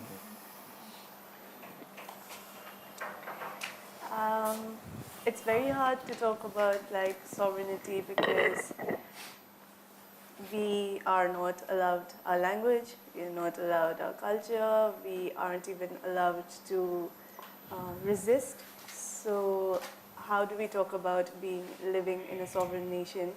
And I think there is a vast difference between like understanding and experiencing sovereignty of the Indian, like Republic of India, when it comes to people who are caste Hindus and people who are indigenous. And we all know that all of the indigenous territories are heavily militarized, be it the Northeast or be it the Chota Nagpur. So yeah, there is no experience of sovereignty. And then maybe we would, like, in our own circles, in our own smaller communities, we would talk about being sovereign, but the experience and the relationship with the nation state is one of colonized peoples and the nation state. And at the same time, it's tricky because you have to constantly keep feeding the monster that the nation state is, this assurance that no, we are good citizens, we are actually like not anti-national, because if you don't, then they just kill you. Because, with the coming of the Arya invaders and settlers, settler colonialists, the idea has always been to eradicate indigenous peoples, and we have lost so many communities in this like violent, like colonial system. And yeah, they don't try like everything else. They'll just kill us. So what do you do? Like, do you want to make this performance of being one with the nation state, and at the same time give your sons, sacrifice your sons and send them to the military so that you are seen as the most nationalist, and then, not get anything in return because they're never going to pay good monies to the military, and then you just have your young sons coming back home from the border, just dead, and then still not considered to be citizens because you look a certain way. And so no, the nation state is a huge problem, and it's okay. Like, in my imagination, I feel like, okay, it's not even 100 years old, and things are bound to change, and our people have always been here, so we'll see it fade away. We will see the Arya supremacists disappear, and we'll still be here. Like, our people are as old as the mountains, and we resist. So yeah, it'll go. The nation state is going to go, and then the sovereign imagination of coming together, of being together, living collectively is going to be something that will remain, because despite everything, it has remained. Despite like colonial plantation slavery, it's still there. So that's my very hopeful answer. Anybody? My turn. My turn.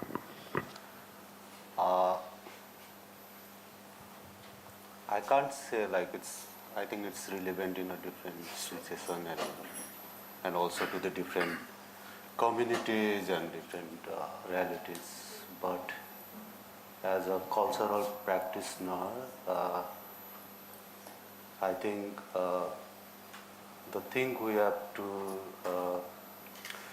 The thing we can do is like we have to be, I think, very sensitive when so whatever we do, it's not like subject or object for us, but how we also maintain our ethics, how we don't make like vulnerable more vulnerable. And also it's also, like who is getting the benefits from whatever the cultural production happening. So all this multiple complexity, I think it's come together. So in Kathmandu Triennale, we also had very same challenge, big challenge. So Kasmin, me and Silasa, and also Sarare and other team members, we came to one point, I think, which might be balanced or like more realistic for us, like closer realistic for us. So one approach we did was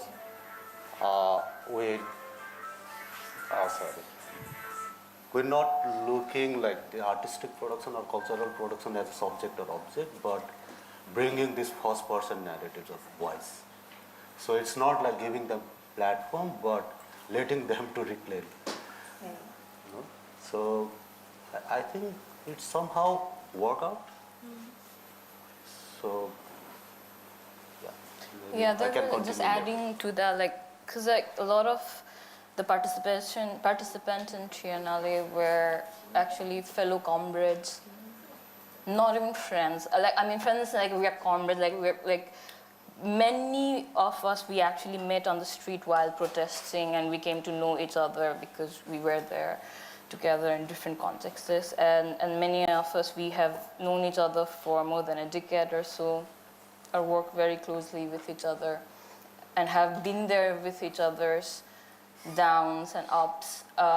So virginity is something like we talk about a lot also, and especially in this like area, what is now Northeast India, and then Nepal, these territories, these Himalayan areas, and this like vast ecosystem in these areas, like something like yesterday we were talking about Brook, something bits like different in these areas is the fact that multiple indigenous communities have been living very closely together. And then because of the geography itself, most of the people were sort of migrating seasonally. And then in some point when the mountain people, it was very cold, would come down. And then the people in the southern part in Tarai, it's like very hot, and then malaria would come and this and that. And they would come a little up, and in one point they would meet.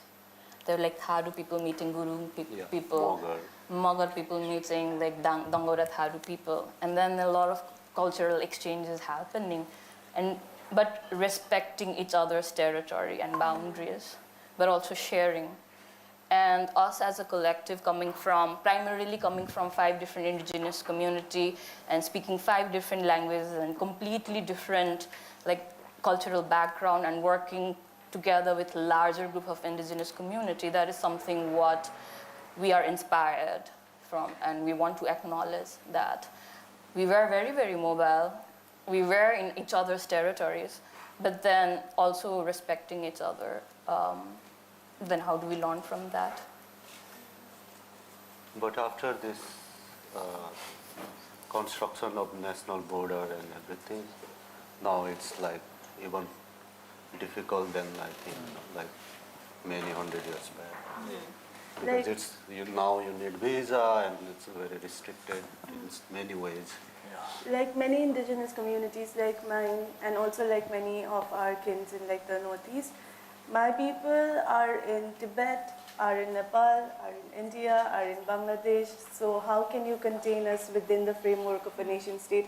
And let us not all pretend that this is something that was organic to this place. It is just like McDonaldized from the West, and then they tried to like replicate the same model, like representational democracy is not something that was from here.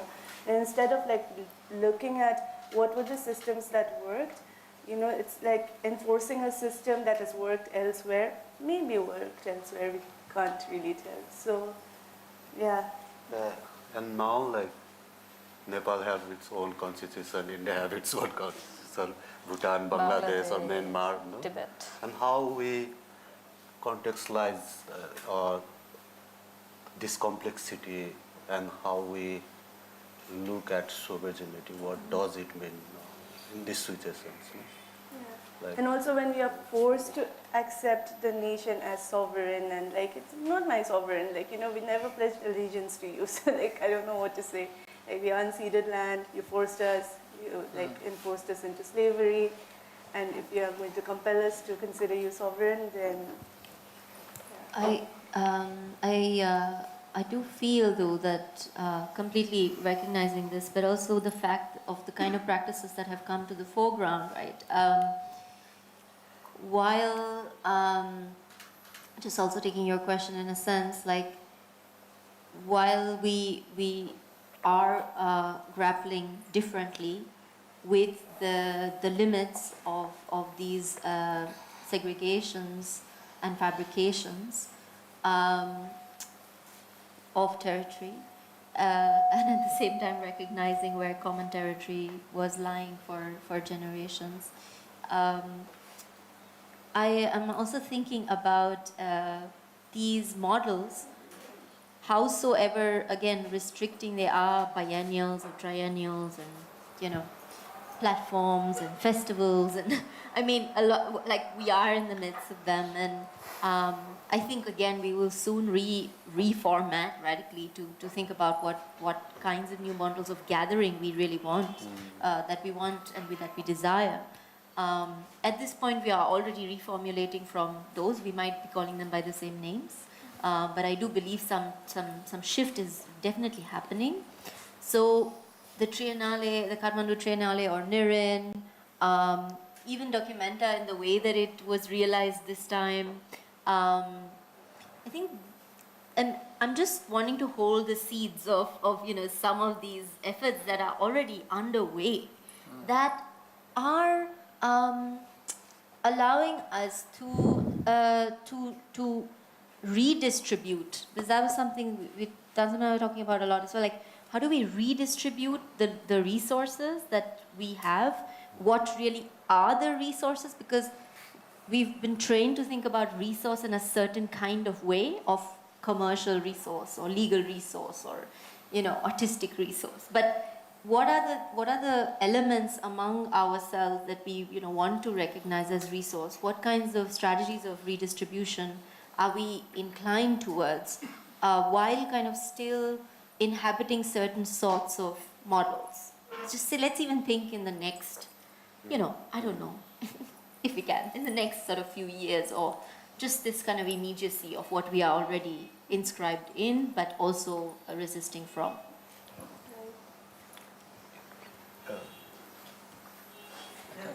A short comment. I don't think there's a... No, take it to record it. Hi, it's just a short comment. Like, to start with, resources is control over land and food. And when most marginalized communities are talking about resources, we are not talking about, we're not so much talking about getting ourselves seats in, like the best institutes or getting exhibition space. We're primarily talking about a space to live and access to food and a space to survive. Like, yes, a space to survive with dignity. And I mean, this entire thing started with talking about sovereignty. As a human being, the first criteria of sovereignty is being able to live, like live with a roof over my head, with food every day, and this should not be contested. And even the only, and it is probably out of place in a art exhibition, but the only reason this is contested is because we have a militarized police who can wrest food out of our hands, who control a market which loots food from the peasants into an economy which then wastes it. In the same year, when migrant workers all over the country were butchered on the streets by the police, there was food rotting in the National Food Reserve because apparently the economy was not fluid enough, and all that resulted in was a lot of art, a lot of fucking art. No, and this is really not funny. I mean, I starved during that year. I'm a transgender person. And over the last 10 months, I have been living with the looming threat of homelessness. And and keep this in mind that I am an upper caste Hindu transgender person. I have a master's degree from IISc. I am one of the most employable people in the country who is jobless. And like in every possible sense. So, like it is not, my people have had, my grandfather, my father owned land, owned farming land. So when we are talking about resources in a space which we are sharing with people who our nation, and it is really our nation, our people, we cannot divest our participation in that. We have, not only have we voted these people in power, these people are from our castes. They bear our surnames. They are from our communities. And when we are sharing a space with people who our people have displaced using morbid amounts of force, I think the first resource we should be talking about is giving back land. And everything else. And this ties up with one of the very first conversations we have had today about who controls the resources even in the art space. This space can never be a safe, sovereign, or even equitable space for a colonized people as long as it is being organized by the colonizer people. Because, I mean, even as a transgender person, I cannot share my politics here or even on the street without a very legitimate fear of getting raped by the police. If I am molested on the road, I will never go report to the police because I know the police will thereafter molest me and it is a certainty. I go out on the road with the safety that I can take down 10 people at a time. And that is my only security walking on any city. And this becomes radically different for a person who is not even an upper caste Hindu. Much more so for a people whose very existence is questioned, and I mean they are never. Akvi had said this multiple times. I'm not going to repeat it. So, I think that's it. Thank you. Thank you. Thank you. Also, No, I just want to acknowledge that. I mean, we know the system is broken, it doesn't work right. I mean, in Australia, a young 15-year-old Aboriginal boy was murdered in the street going home from school. The deaths in custody, the deaths in our community, it doesn't stop. And I think it's an international human problem. And I think coming back to what you're saying, what is art? What is, what are the places that provide spaces? And I think that Experimenter is one of the very rare spaces in the world. But also there are places, unfortunately, that do try and change this, that I've worked with. I know that all of us here have worked with, all of you have probably worked in these spaces, but then they give you, and we were just talking about contracts before, here's a contract to say you can show your art and this is how you're going to get paid, but actually they want more than they give, right? And then coming back, and I don't even want to go down that pathway, the experience I've had recently, it's just been a mess, but like Natasha, you're asking us how do we move on, or how do we create a different space? And I think that there has been a big shift in that, because we're all here now talking. But I think also, what does that mean? And I think that there has to be an act of generosity, like even around the disaster. Like there has to be, and I'm not saying that Indigenous people have to lay our lives down, or people like trans people, etc. But it is about a kind of a connectivity, and I think that there has to be new spaces where we make decisions about how we want to be connected to institutional spaces or colonial spaces, whatever we want to call them. Because I think that and then when a lot of us start doing this, being connected only on our own terms, I think this will become the norm, hopefully. I'm not saying it's going to help our situation, your situation, but I think that there has to be some form of solidarity, and that isn't an Indigenous thing as well. yeah. Can I just add something? Yeah, it would be great if we can take turns to for the. Yeah. We said about the Indigenous communities. I was just thinking that even Indigenous communities are very structured. I think that takes us away, unfortunately. That, I think we need to create room to first sit with what has been said, because we are all sitting with what has been said, and we want to recognize what has been said. So I would like, yeah. Yeah, I was going to say that I think we don't sit enough with uncomfortable conversations. Exactly. Exactly. And we are too quick to go to kind of like a hopeful end. Yeah. Exactly. You know? Solution. And we don't have the solutions. I mean, Exactly. many of us here, maybe I can speak for myself, I don't come from like a powerful family that could solve the problems that I have. And of course, it's also a paradox, no? We are in the art world with proximity to the 1% and an inability to actually make them do anything besides by art. So it's the weirdest thing for me that I'm closest to the 1%, and yet the only thing I can do is get a few thousand euros for a project, and that's it. You know? So that's unfortunately where we are. But in the same vein, we can have uncomfortable conversations, but we need to sit with them. Exactly. And there are many. So, and they've come up. There's race, there's gender, caste, which is sort of new to me. Not that I don't know about it, but new in its complexity. And in all of these things, we have to actually sit with what does it mean? I mean, there's firstly like, of course, silence. There's respect. We also have to like start defining what is silence, what is respect. Or okay, no, not defining, that's colonial. Discussing. Because, yeah, Europeans love boxes. So we have to like find the language. Because we are,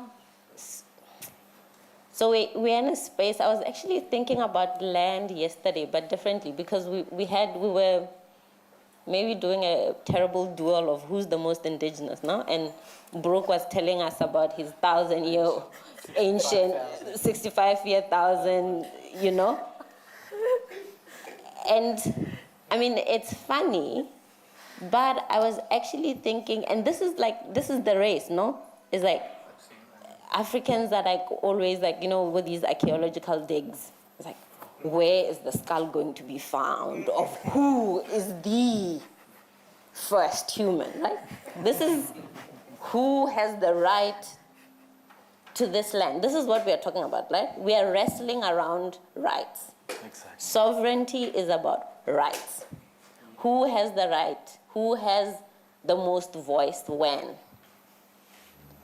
And we had, I mean, we, animals, everything, one land. There was one land. Before it was broken into continents, it was one. So we can all accept that we just walked across. It was just it was walking. So we can forget about boats and all of these things. Who built the first boat? We walked, right? So these, and again, I think this is the timelines we're working with, Brooke, are like, you're working with 65,000, others are working with a few hundreds. I mean, the Europeans is a few hundreds, others is a few thousands, right? And we are now in this race of who has the most rights.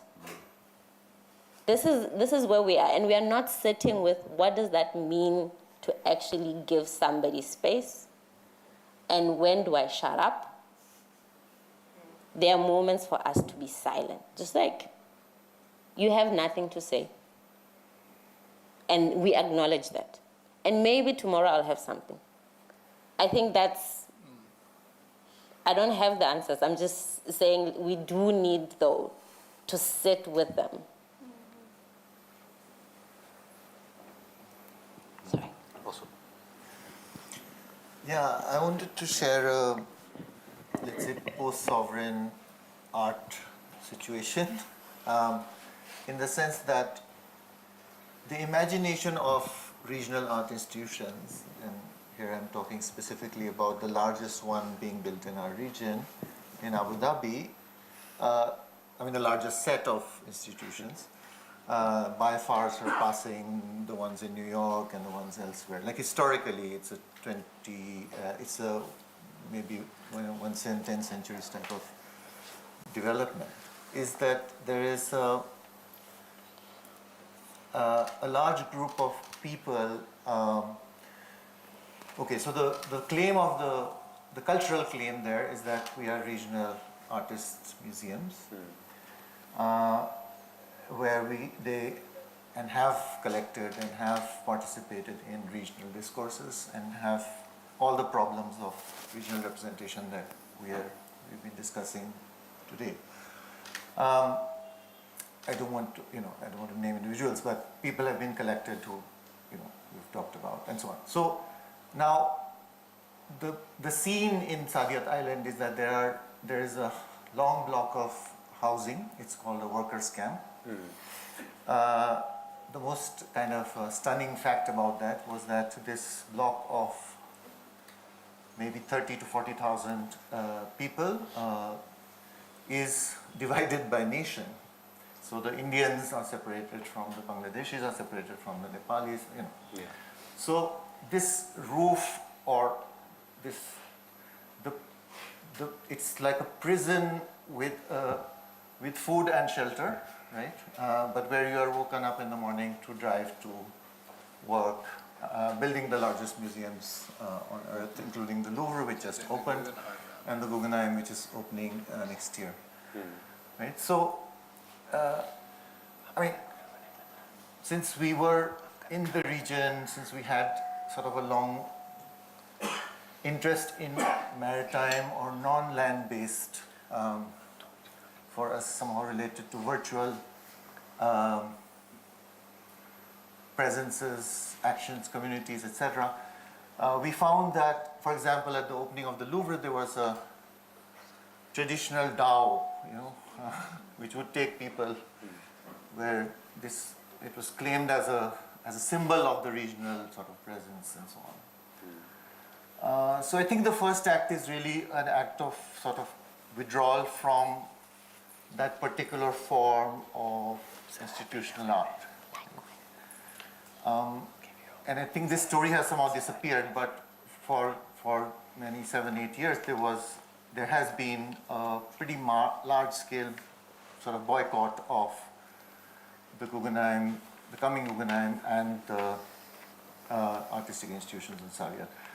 So just to say that maybe the first step in relation to all this is refusal of a certain form of artistic collection or capture. So, yeah, I just wanted to say that this citizenship, like there are people being badged, Indians given food, woken up in the morning, go build the Louvre, come back in the evening. Even gender. Two-year visas, probably paid in advance, somebody to come there.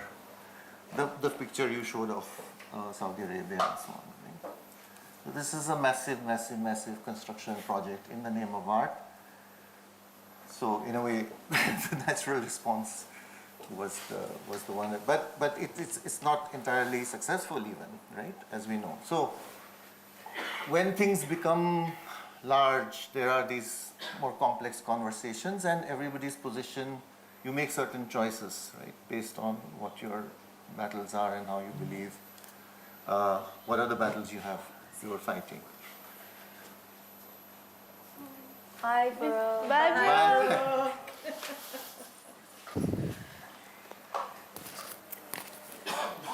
Just to say that. No, I yeah. think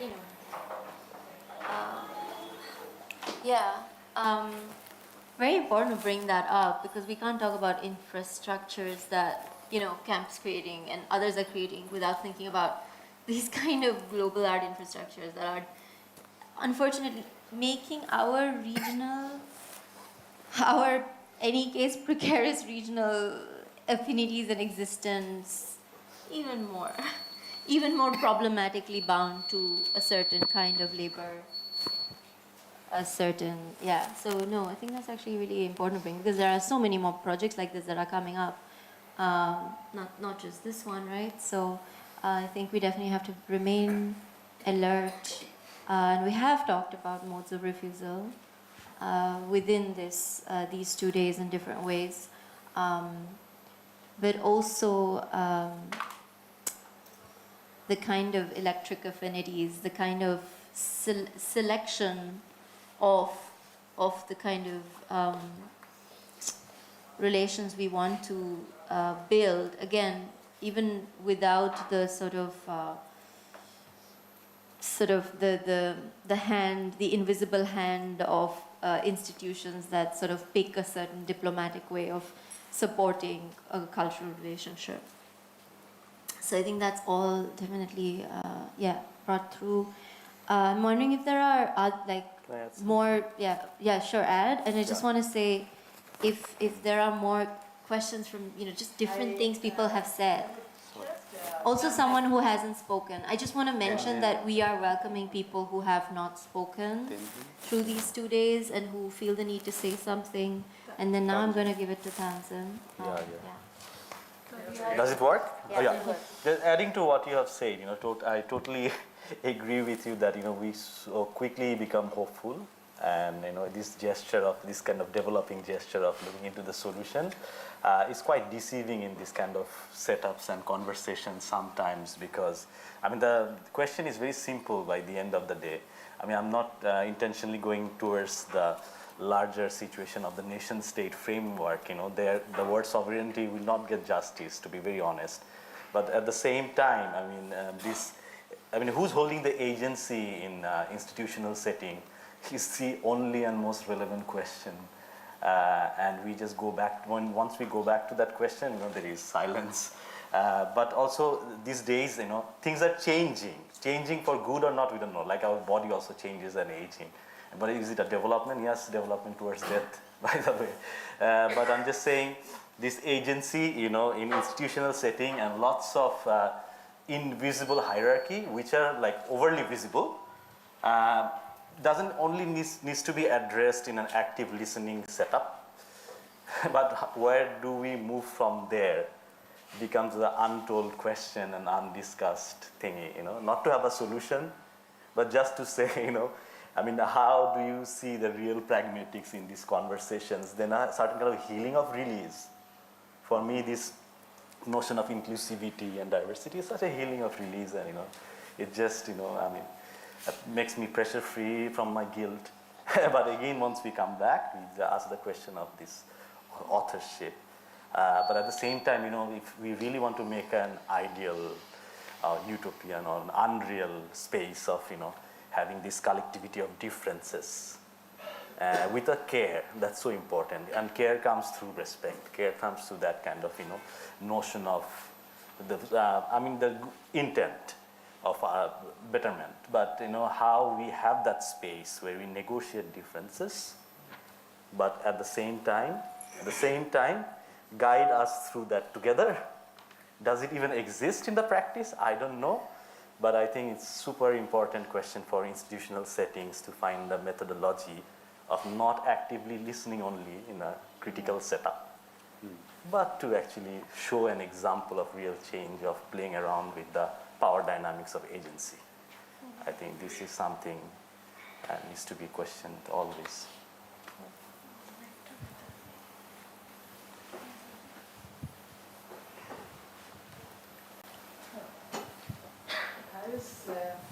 I was just saying two things. One is that even in indigenous societies, communities, deviation is not welcome.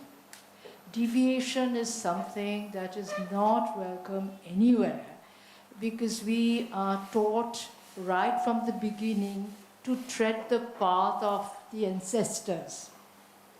Which is why when he was talking about being a transgender, you know, race, gender, these are volatile things, and even in traditional societies, in fact, very much so in traditional societies, deviation is not welcome at all. That is one thing. And the other thing I just thought of was when you mentioned Abu Dhabi, those coolie lines, you know, the excavations in Harappa say that there was a big granary, and next to it there were cubicles for workers. So this is something which is so permanent. I don't know how we can solve this, but this it's a recurring theme, I think. No, I would not agree with you about deviation, because in a lot of indigenous communities, actually, in fact, this afternoon we were talking about this particular thing about and how a lot of indigenous communities and minorities communities, there are different expressions of genders. And it is not necessarily the definition of queer that we know in the internet, but there are fluidities. In fact, in some of the communities, there are up to like 7 different genders and sexualities. We were talking actually in one of the indigenous community here in Nepal and India, like the like same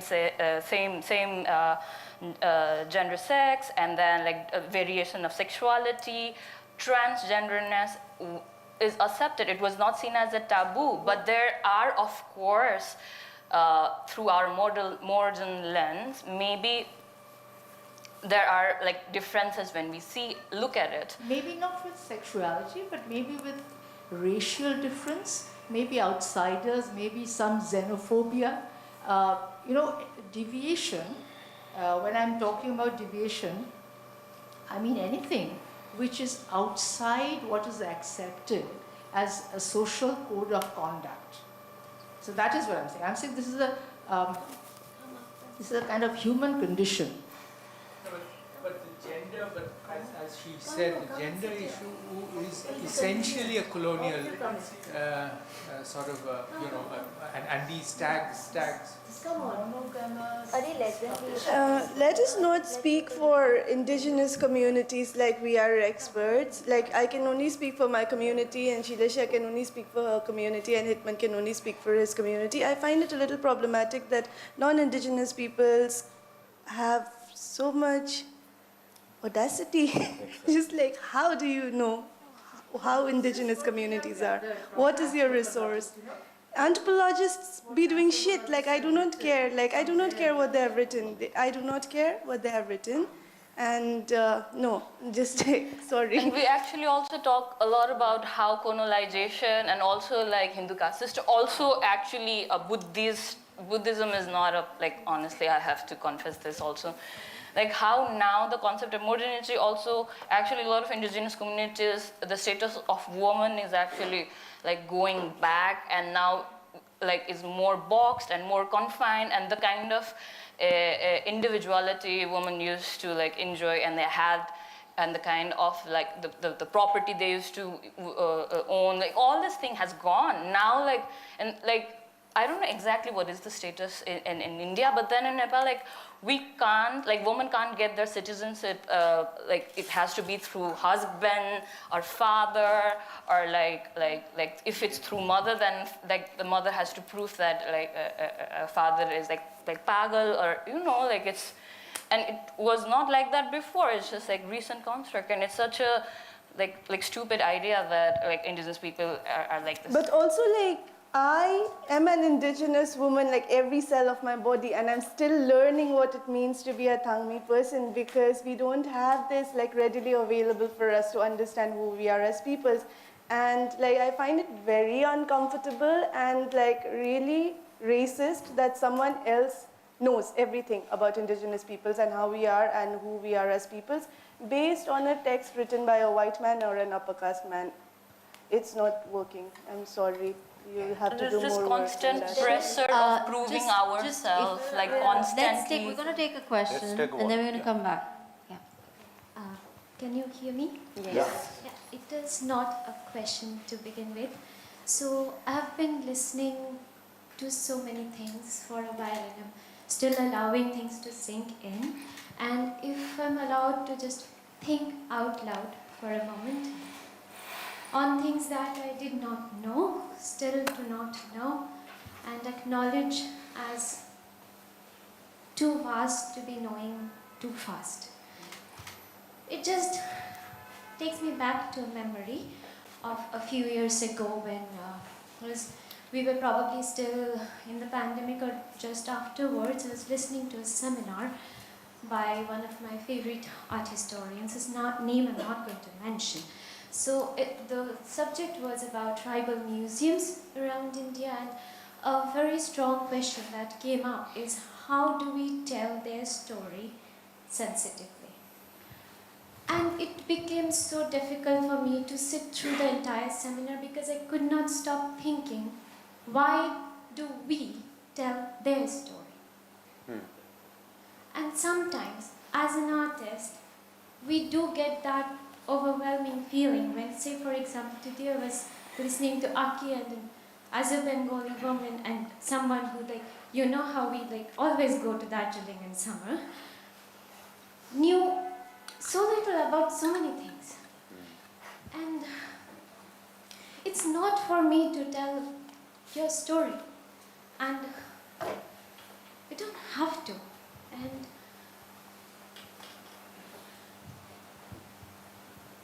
then the question comes, what do we do?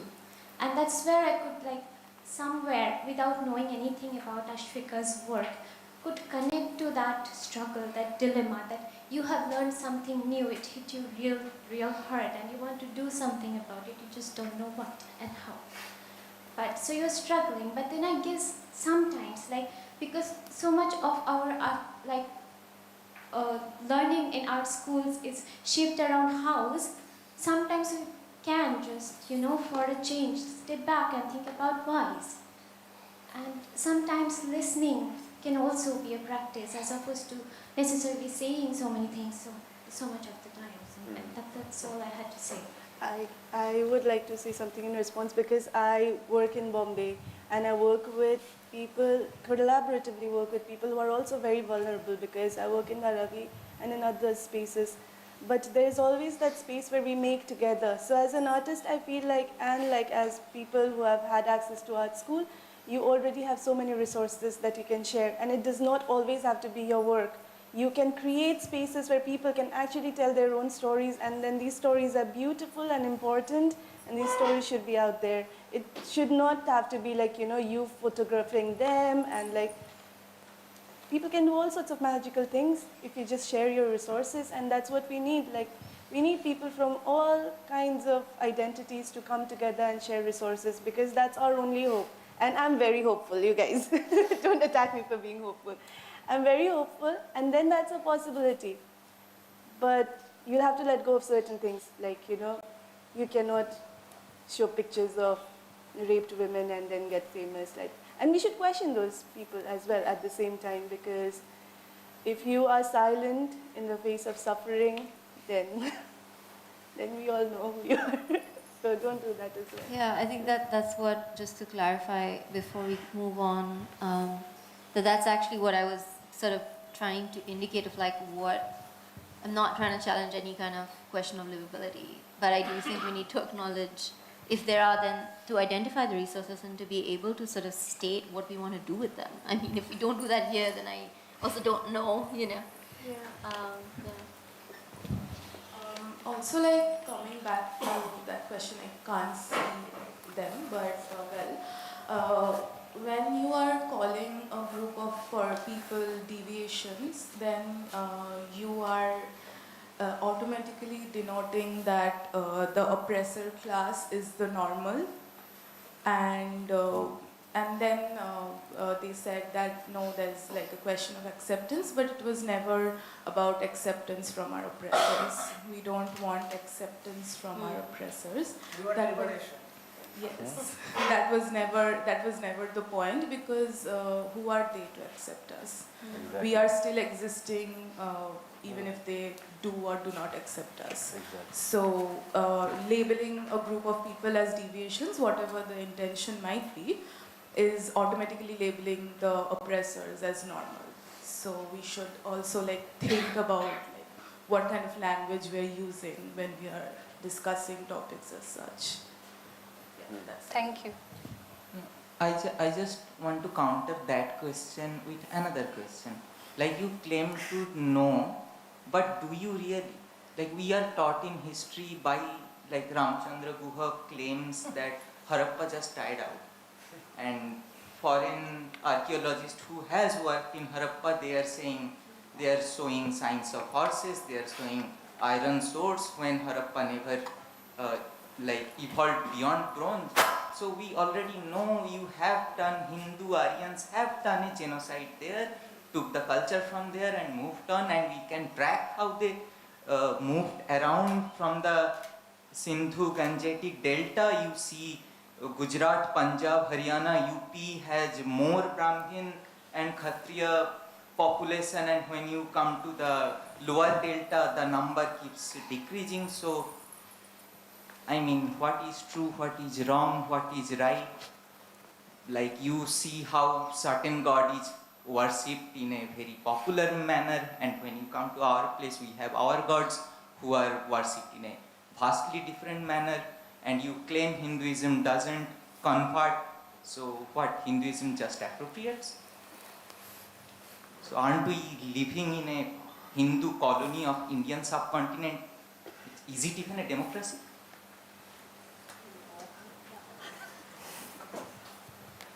Also, just small additions.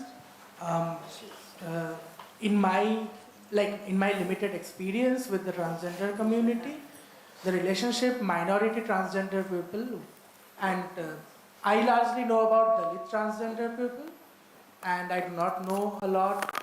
I do not know many indigenous transgender people personally, so I'm largely talking about Dalit transgender people here. And this is also absolutely not a monolithic experience, but they have a very different experience with their families and with the state, as opposed to what upper caste transgender people have with their families and the state. With us, it is usually a very clear binary. If our family accepts us, something I never even tried to get, if our family accepts us, we easily get acceptance and support from the state. For Dalit transgender people, the first oppression always comes from the Indian state. And the Indian state has always been a colonial state. So for Dalit transgender people, irrespective of whether their family accepts them or not, they are always persecuted by the state. And even their family accepting them, the entire process of the entire, all the things that their family have to take into consideration before accepting them as their child or accepting their sexuality, it is not their family's consent or decision or choice. It is a choice that is often forced upon the family by the state, by the upper caste landlord. It is not a choice that the Dalit person's family has, that I am disowning you as my child. It is not even a choice that they often want, because irrespective of what they think of their children's sexuality, their children are part of their very small community and they cannot afford to let go of people like that. Very often they have to let go of their transgender children because the landlord threatens with eviction. That is very different from my family who owns a fucking house. These are very different, and I don't think, even based on data, that these many Dalit transgender people have been disowned. That is not reflective of what Dalit transgender people's relationship is with their family. In a militarized state where the military is controlled by the upper caste Hindus, I do not feel any other group has even one iota of agency to determine what they do with themselves or their family. And to pretend that they have that agency is deceitful, is extremely deceitful. This is exactly the conversation we were having during the last conversation, Tanzim, right? That do indigenous people, like when indigenous people are offering consent for their trauma to be photographed, is that even a consent offered with agency? Yes, like I asked, does the children understand? Does the children know who are seeing their photo? Does the children know what they are seeing? Does the children know where these photos are going and what is the impact of those photos? At what point those children stay children victim of a brutal crime, or they just become trauma points? Like packaged in, like in nice packaging and all.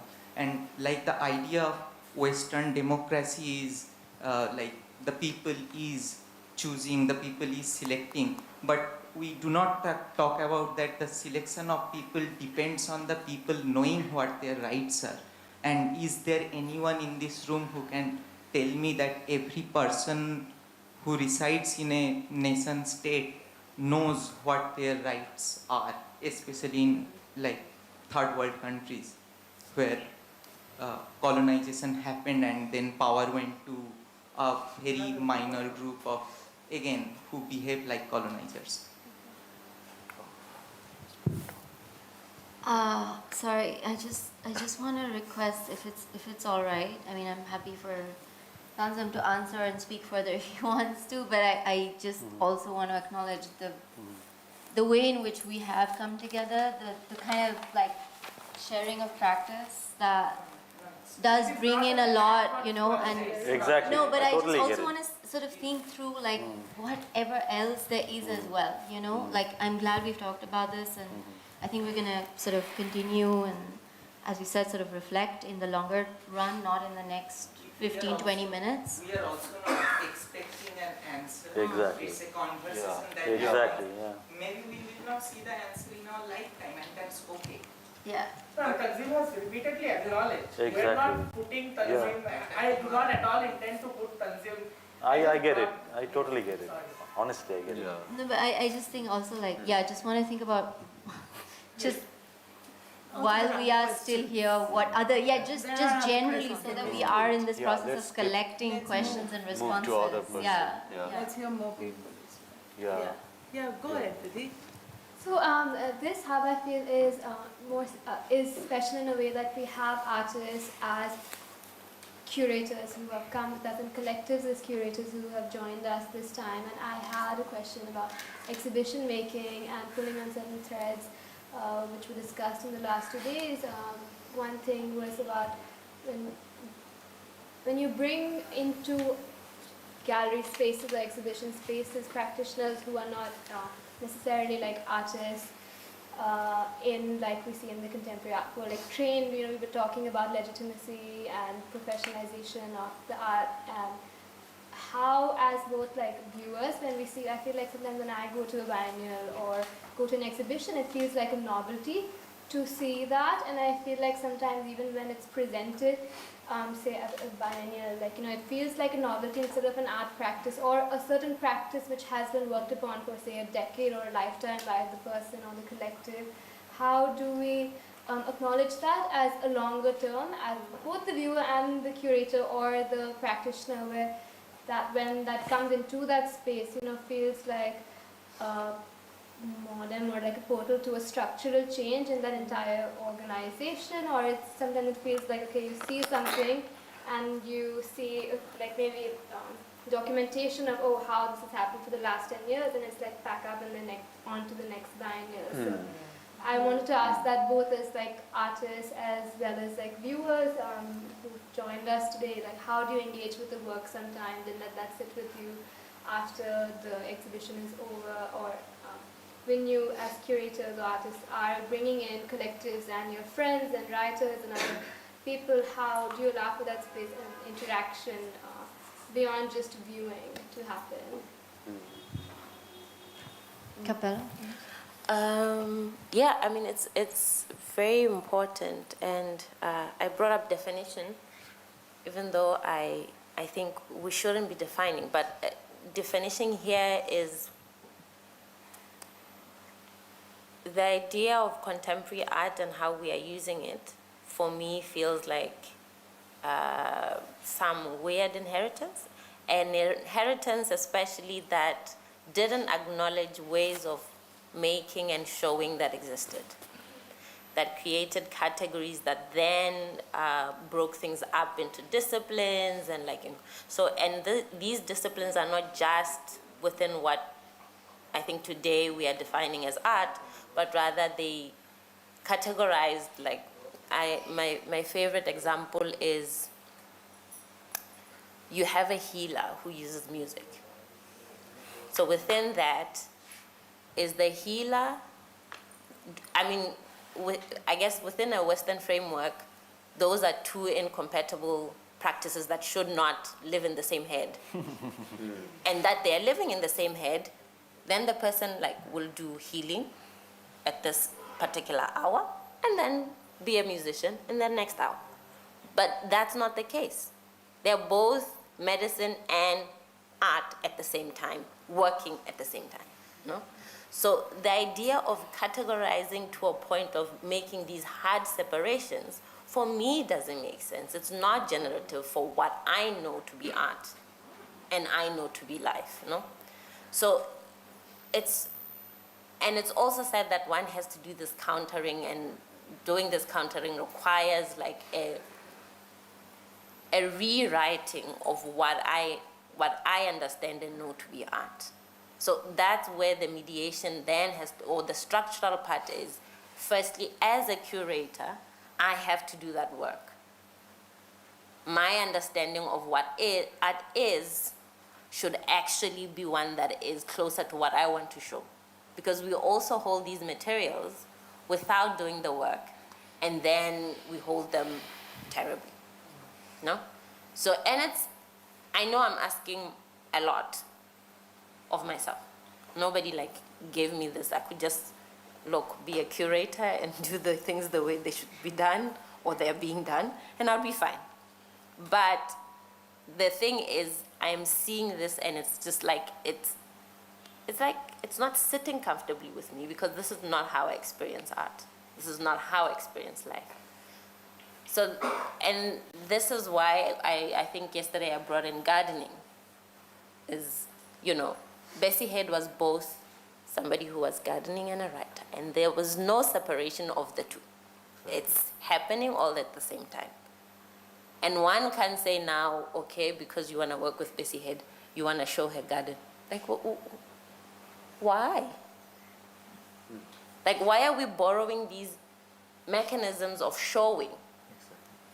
Because this is what we are doing. We are taking things out, and again, we are using ideas of the studio as the space, the solo situation. When people are asking you, where do you work? They want to find I don't know, they want to see my office. Yes, I'm a curator, but I don't have an office. You want to take pictures of my office? You are imagining that there's a huge library that I'm reading. You want this type of proof. There's an idea. No, this is the idea of you're an intellectual, and this intellectualization happens through books, through a particular type of text, right? Yeah. And a particular dress and a particular performance. Yeah. So it's all of these things. So I have to say that, somebody asked me for pictures in my office. I went to the beach. They took pictures of me at the beach. Because my office is on the street. When I hear honking, it's making things happen in my head. I don't sit in a nice libraries and I read books. Sometimes I read books. Sometimes. But I also eat a lot, So these are also the things. It's what are you handling and how do you write them? So now we are tripping. I'm saying language is tripping you because you're trying to fit into something that was never meant for you. You're falling. The language is just not coming, And it's a lot of work. I have to do it because I'm tired of tripping. You know, so this is, I think the handling is there. And some of these structures are generative. So some of it is generative, not everything is terrible. But whenever I meet my stumbling block, I have to like, okay, I tripped again, damn. What do I do again? So this, I think that's the work. Is we have to know our traps, we know where we are tripping, and we have to fix it. Because this box was never meant for me. And I mean, you clearly, I mean, we've talked about how everything is, like even the whole idea of the nation state does not make sense. It's not making sense. It's not making sense. I mean, this is, the whole conversation here is just like that very simple thing. Nation, well, not so simple. Simple thing is mobilizing so much. It's mobilizing the arts. The museum becomes the thing that's creating identity, or rather not creating, validating the idea of identity, which is a nation, no? So this is where the museum is like, so we are agents of this identity formation. Of course. Right? Yeah. So yes, our work is like, sometimes it feels like you're just like doing something on the side nobody knows, but actually you're like doing the work of identity formation for the state. Sorry, I think I went sideways with it. Yeah. Well said. Yeah, totally with you. Just adding to that, you know, I mean, there is this invisible sense of responsibility of art setting that, you know, I mean, which is by the end of the day identity formation for this nation state. Oh, yeah. Can you hear me now? Okay. So yeah, I was just saying, you know, I mean, this gesture of this invisible responsibility of an art setting, of, you know, producing the production, you say, you know, and it's not only, you know, separation or categorical, it's also very sequential. You know, I mean, that it has a process, we say, and this process has the making, production, and then you show, and what is the afterlife, and that's also an invisible sense. I mean, do we actually need our afterlife or not? I think mortality is also something very interesting to talk about, that, you know, if one space and its politics is not relevant, it may happily die. And we all pray for a nice afterlife after death, you know. But why we just need, we are so aware and conscious to have this, you know, immortal position of an institution, having this kind of too much of visionary state, which is not reasonable. Relevance and reasonability both are very interesting things to talk about, I think. And we use the word, we borrow the word ephemerality, but in a much more aesthetic and other senses. But in terms of purpose and necessity and urgency, I mean, this is quite straight and simple. These are all amazing resources we are using and utilizing. So if we really have a sense of responsibility, that's probably the answerability of, you know, I mean, talking about it, you know, not legitimizing it, but having this critical conversation. I mean, who's benefiting from the resource, and the resource is sent to whom or why and when. So that's why I think it's very interesting that, you know, this categorized framing of mindset doesn't help us to see much more flamboyant critical overlap in the process of making, where making doesn't need visibility, you know.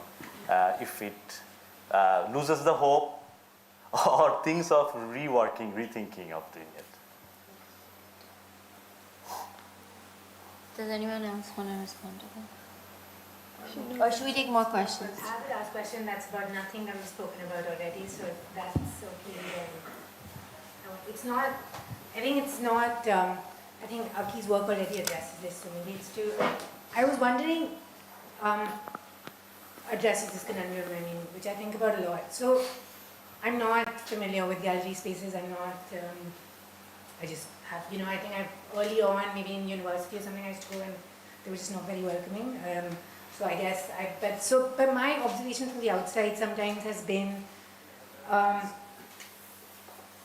what happens when a festival, and I know a lot of the biennales and the triennales, they reckon with an urban space, they take space within cities, and they do tend to change the fabric of it, as in they create seasonal employment.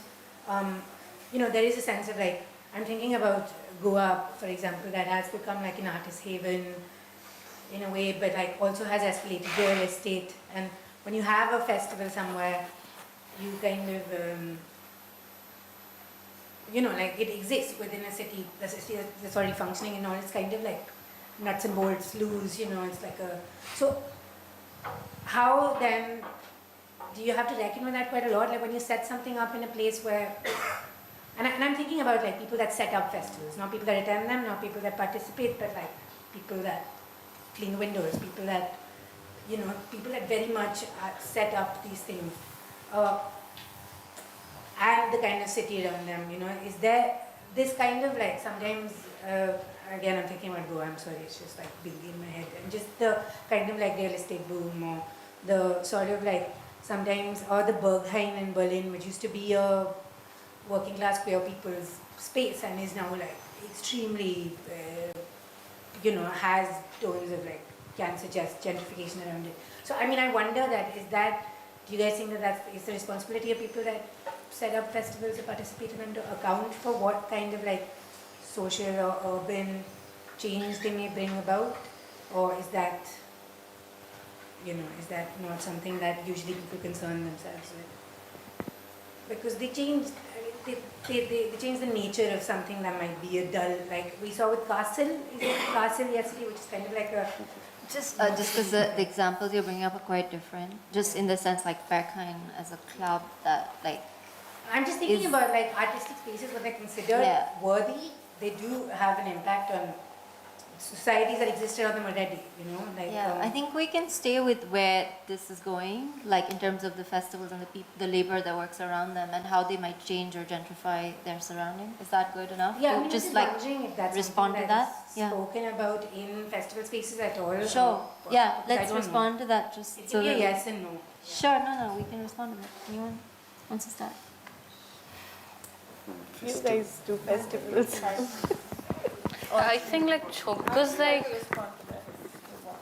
I think Chobi Mela would be like perfect example because like for Triennale, like gentrification, the Kathmandu itself as a city and as a capital where everybody is just like migrating is not happening because of Triennale thing. So like because like you're giving an example of serendipity. It's like entirely different like context and but then in terms of using space, so this time is like every curator has their own way of doing. So this time a lot of the spaces are the space people had used before, and also actually because of pandemic we actually had to move everything inside also because outside we can't control public things like that, and because inside we can also not allowed. Or like this, there was like limitation in people, so things like that. But so in terms of like venue, like we try to be contextual and then really like give spaces to communities who were never in the history, not just now in contemporary art, like never got chance to like be presented in such spaces. Like for example, in Patton Museum, there's a space which used to be a palace, but there's also a temple. And then we had put Dal Bahadur Gurung and then Bhakta Bahadur Sarki's work, and like in the sense that also communicating with another indigenous communities, new phenomena of worshipping, which is very new, but also Dalit artist work. And then like we also, like I don't know if I should say this, we also put, okay, I'll say later. Like, so it was a curatorial move that if people would go, they would notice, and it was very controversial, but I won't say that. But just addressing to this also, like, I think our, like perception of seeing festival or exhibition is very time-based, no? Like how many days it happens, but also we never talk about the relationship that audience, artists, curators, or different stakeholders have through the process. So for us, it was like, it's very clear, intentionally criticizing the institutional criticism, kind of criticizing the institutional practices is very dominant.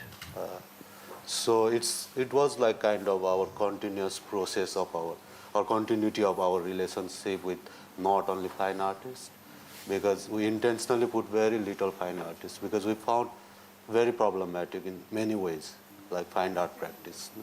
So it was like a combination of our relationship with artists, writer, thinker, shamans, like performers, or different cultural practice. So for us, still now it's finished in a formal format, but for us it's still continuing.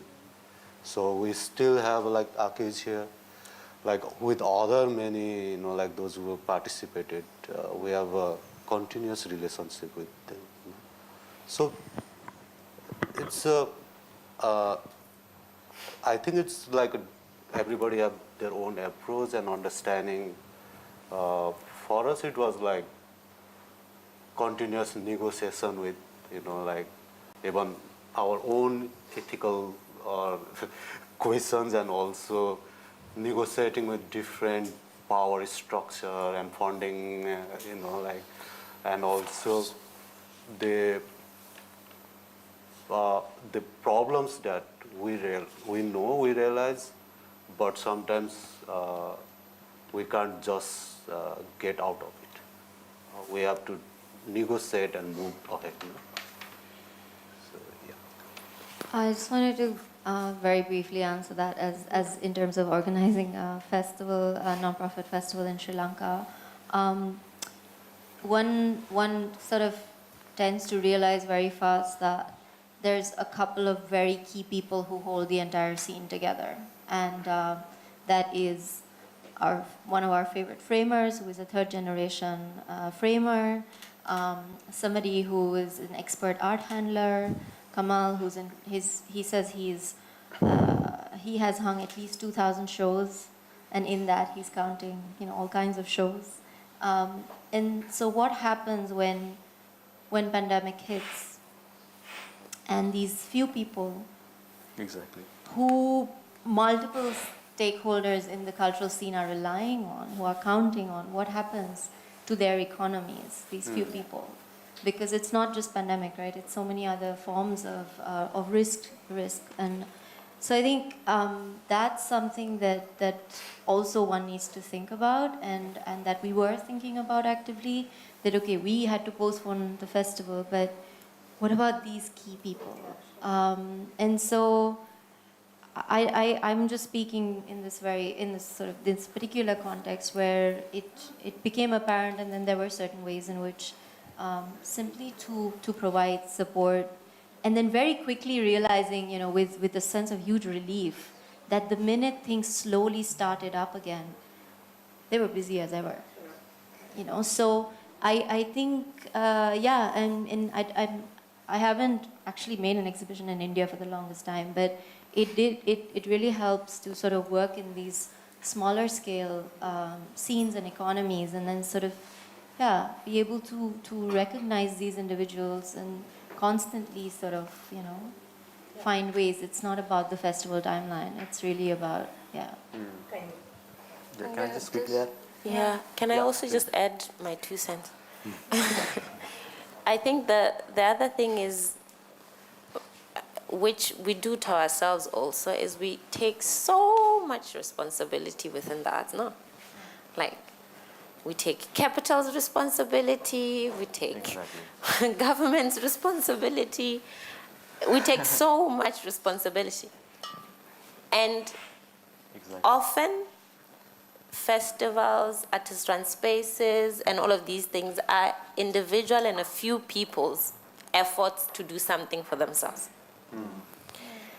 What happens when that gets attention of capital or government, or that's something else. And I'm just thinking, I don't know Berkheim at all, but like maybe. That was a really bad example. No. It's a good example in the sense of what we been told of Berlin and when the wall fell and all of these things, that artists were using these spaces because they could and needed to, right? So again, it wasn't like a capital came and it was like, artists, pepper the city, do this, and a few years later we'll take over and kick you out. So, and this is what happens. And yes, biennales and festivals in Europe are radically different to biennales in the South. Of No? course, yeah.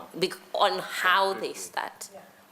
In the North, they're much older, they're like government-led touristic things. In the South, they're artist-led, often without government support. Yeah. So it's those things, and I don't know if curators must be responsible for what capitalists do to property values, and then. So I agree. I don't think so. I mean, I don't think so either. I just wonder if it's something that's spoken about. May I say something? Yeah, I just want to talk about Goa a little bit because, like, I live in Bombay and it's getting exceedingly hard to live in Bombay as an independent artist because the rent is like through the roof. And I've seen over the years that a lot of artist friends and designers and, you know, people who do all sorts of things have moved to Goa. But I also, because I'm always invested in like what indigenous peoples are thinking. So there's also like indigenous peoples in Goa who are not happy. They're not happy with Goa being a tourist space to begin with.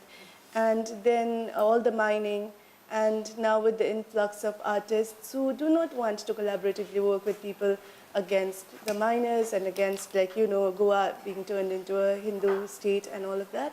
So, well, I'm not going, but like that conversation needs to happen because art cannot exist, the art world cannot exist as a bubble.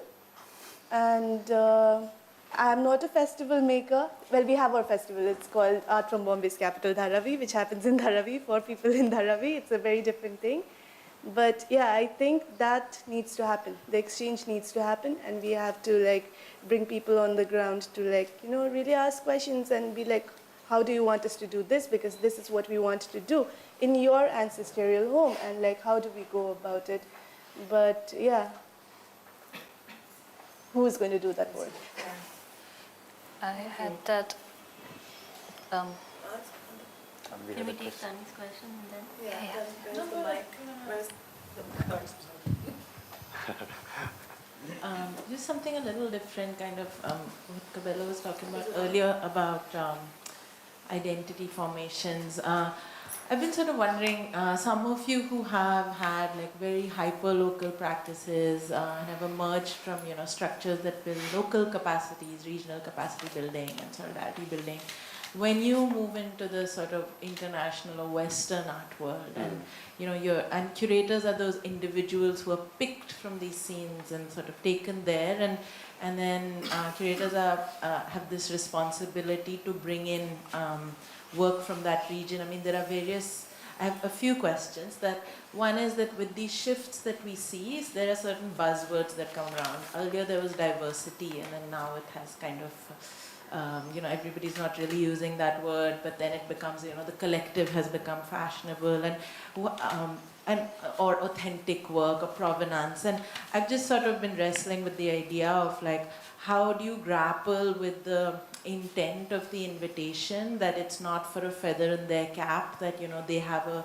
diverse individual curator who will bring in diverse artists, and or that you know, so is it not for the fetishization of the West towards something that they've been missing, or that what is their intent of including you in their programming? Like you said that, you know, you're closer to the 1%, but eventually there's that, sometimes there's this wall that you hit, you feel that you're so close to the so-called power centers, but when you get there, what are the kind of, you know, negotiations or compromises does one have to make?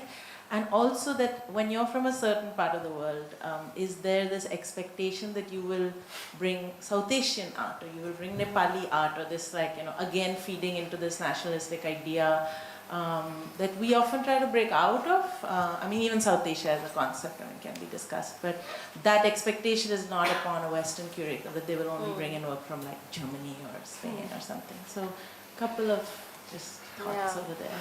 You guys have thought about. See, in the history of art itself, like since the nation, let's say like the formation of nation, when have you heard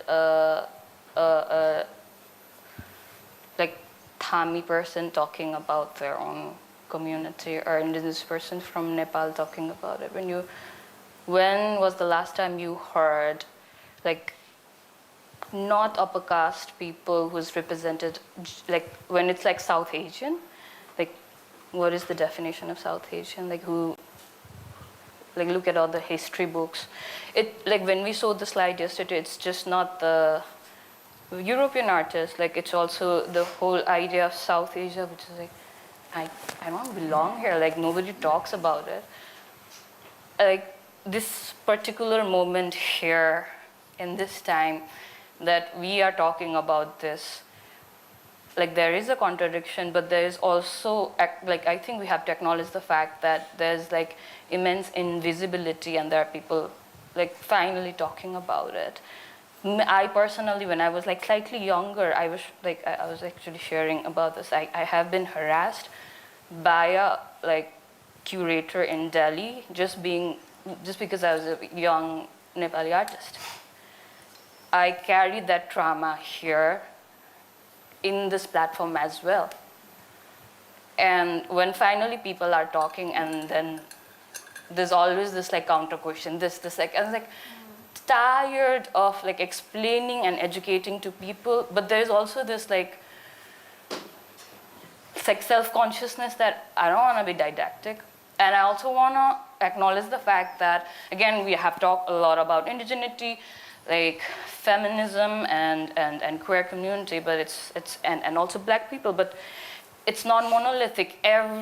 Like all of the communities, it's not like one thing. We have like differences in power dynamics, and I acknowledge my power and privileges like as a majority within the indigenous community. And yeah, that is, but like there's this like constant pressure to kind of prove ourselves all the time. And so apart from that, like personally, we don't have a lot of experiences working as a curator in Western world, but recently we did an exhibition at Savvy, and it was like in terms of like how Savvy functions itself as like philosophically, like it's actually a safe space.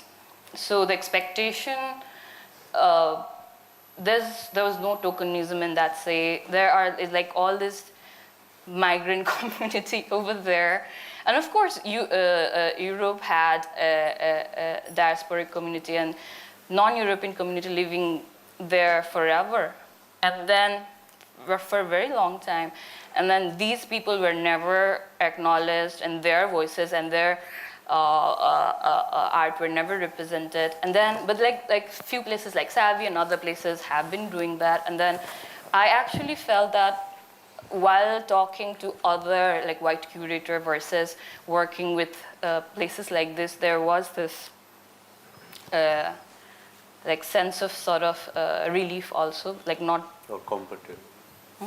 Comfortable? Like not having to explain yourself again and again and again and again. Working with Cosmin naturally has also been like very comforting experience, and the way how sensitively he works around these areas, and also acknowledging his own privileges. Just to add on that, but also it's also I think we have to understand who produce most exhibitions or festivals, and those who have financial capacity, they produce a lot. No, because mostly, yeah, the economic always come there. So then when you have ownership, when you are a producer, then you, of course, there is a disbalance of that. Like if it's mostly happen in Nepal, then of course lots of Nepali artists or cultural practitioners will be in field or visible.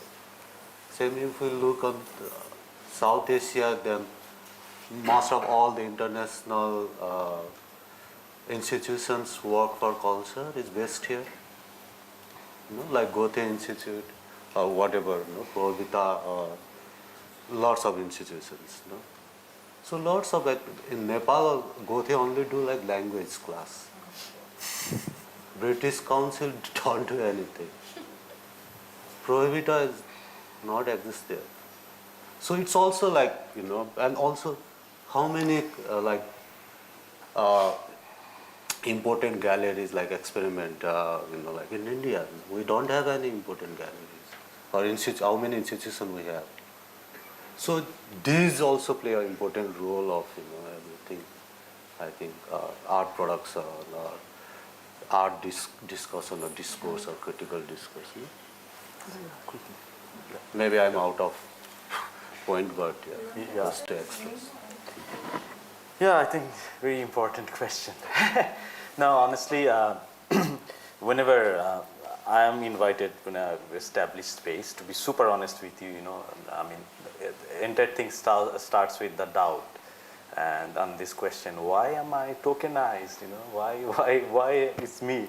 But again, it's not always this kind of South Asianism I'm going to buy on it, and that's why I was saying it's like a seed you plant and then it becomes a tree, and the tree also gives you shade. So there's this proximity, that trust of ally or alliance is beyond this kind of setting of places, right? And so locationality is very relevant, but doesn't need to be my own South Asianism to be imposed or to be claimed.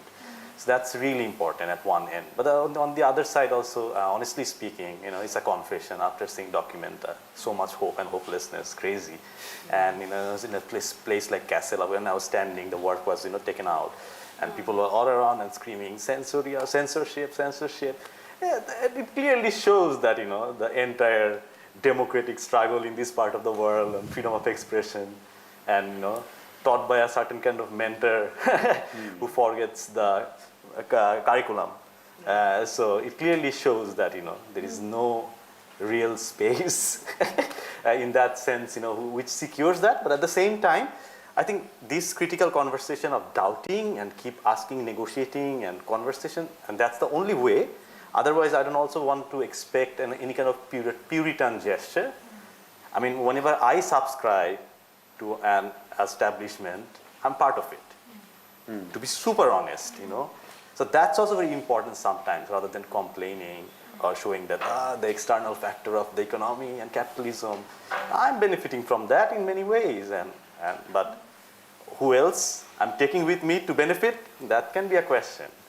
So I don't take this question that religiously, but I think it would have been far better that if there was real equal footing in places.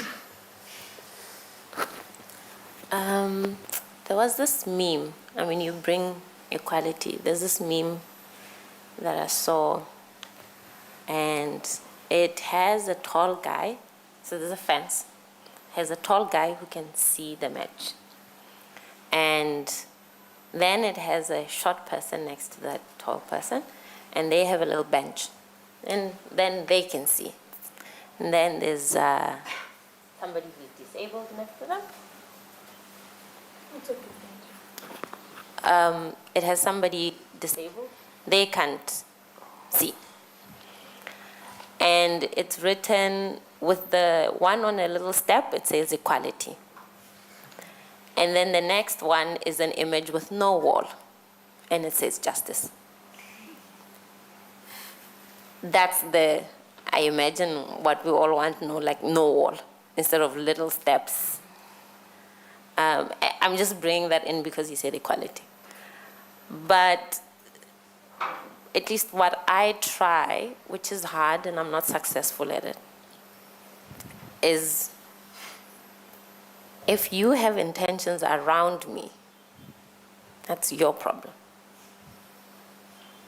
Whatever those intentions are. Those are your problems. If you are imagining that I bring South Africans, maybe I will, and maybe I don't. But that's your imagination of what you think I'm gonna do, your problems. I have my problems. When I accept that invitation, I'm bringing in my problems. That's what I do with invitations. And that's why I say it's hard. It's like not to be consumed by the external ideas around you and your body and your race and all of these things, right? It's like, yes, maybe you're right, I will do representation. But it's because I want to, not because you think I will. So that's what I try. I am not always successful, but when I accept, it's because I have something I want to do, not because you have some idea about it. So that's the thing, because otherwise you're always running. Oh, they're imagining this about me, I'm going to counter them. Oh, da, da, da, da. Like you're always countering and responding to some external idea around you and what you represent. And truthfully, probably they're right. But I don't care. That's so good to know. I do sometimes get confused and care. But some of my friends pull my leg and say you are a perfect hybrid, and that's why hybrid in a way you have this weirdo accent, and I mean, could be easily tokenized. So I sometimes really get doubtful about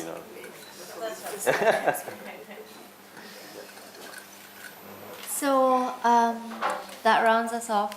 I am too exhausted to do a full conclusion. Just going to take a lot of liberty here because, it's been, there's some things that Cabello reminded. I do feel the need for silence. Feel the huge need for reflection.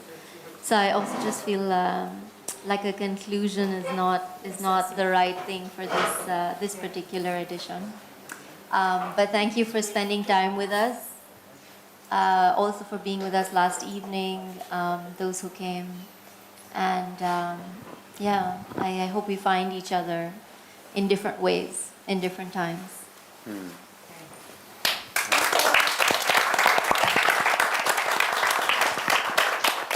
This edition's been so special that, it leaves you to sort of reflect. But we give thanks. Thank you, each one of you. Thank you for your time, for the thoughts you've left with us, because they're really going to stay. Thank you for this being an exercise in hearing and listening, and also feeling each other's positions. And to all of you who spend 2 full days with us, thank you for sharing your thoughts, and I hope this was fruitful, meaningful, and I hope to see you back again for the Hub again next year, but also to everything else that Experimenter does. Thank you for being our ally. Good evening and see you soon.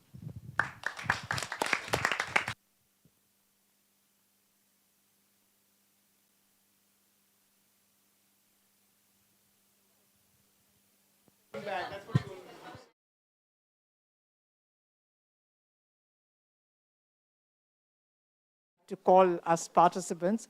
We should thank Experimenter, the team, and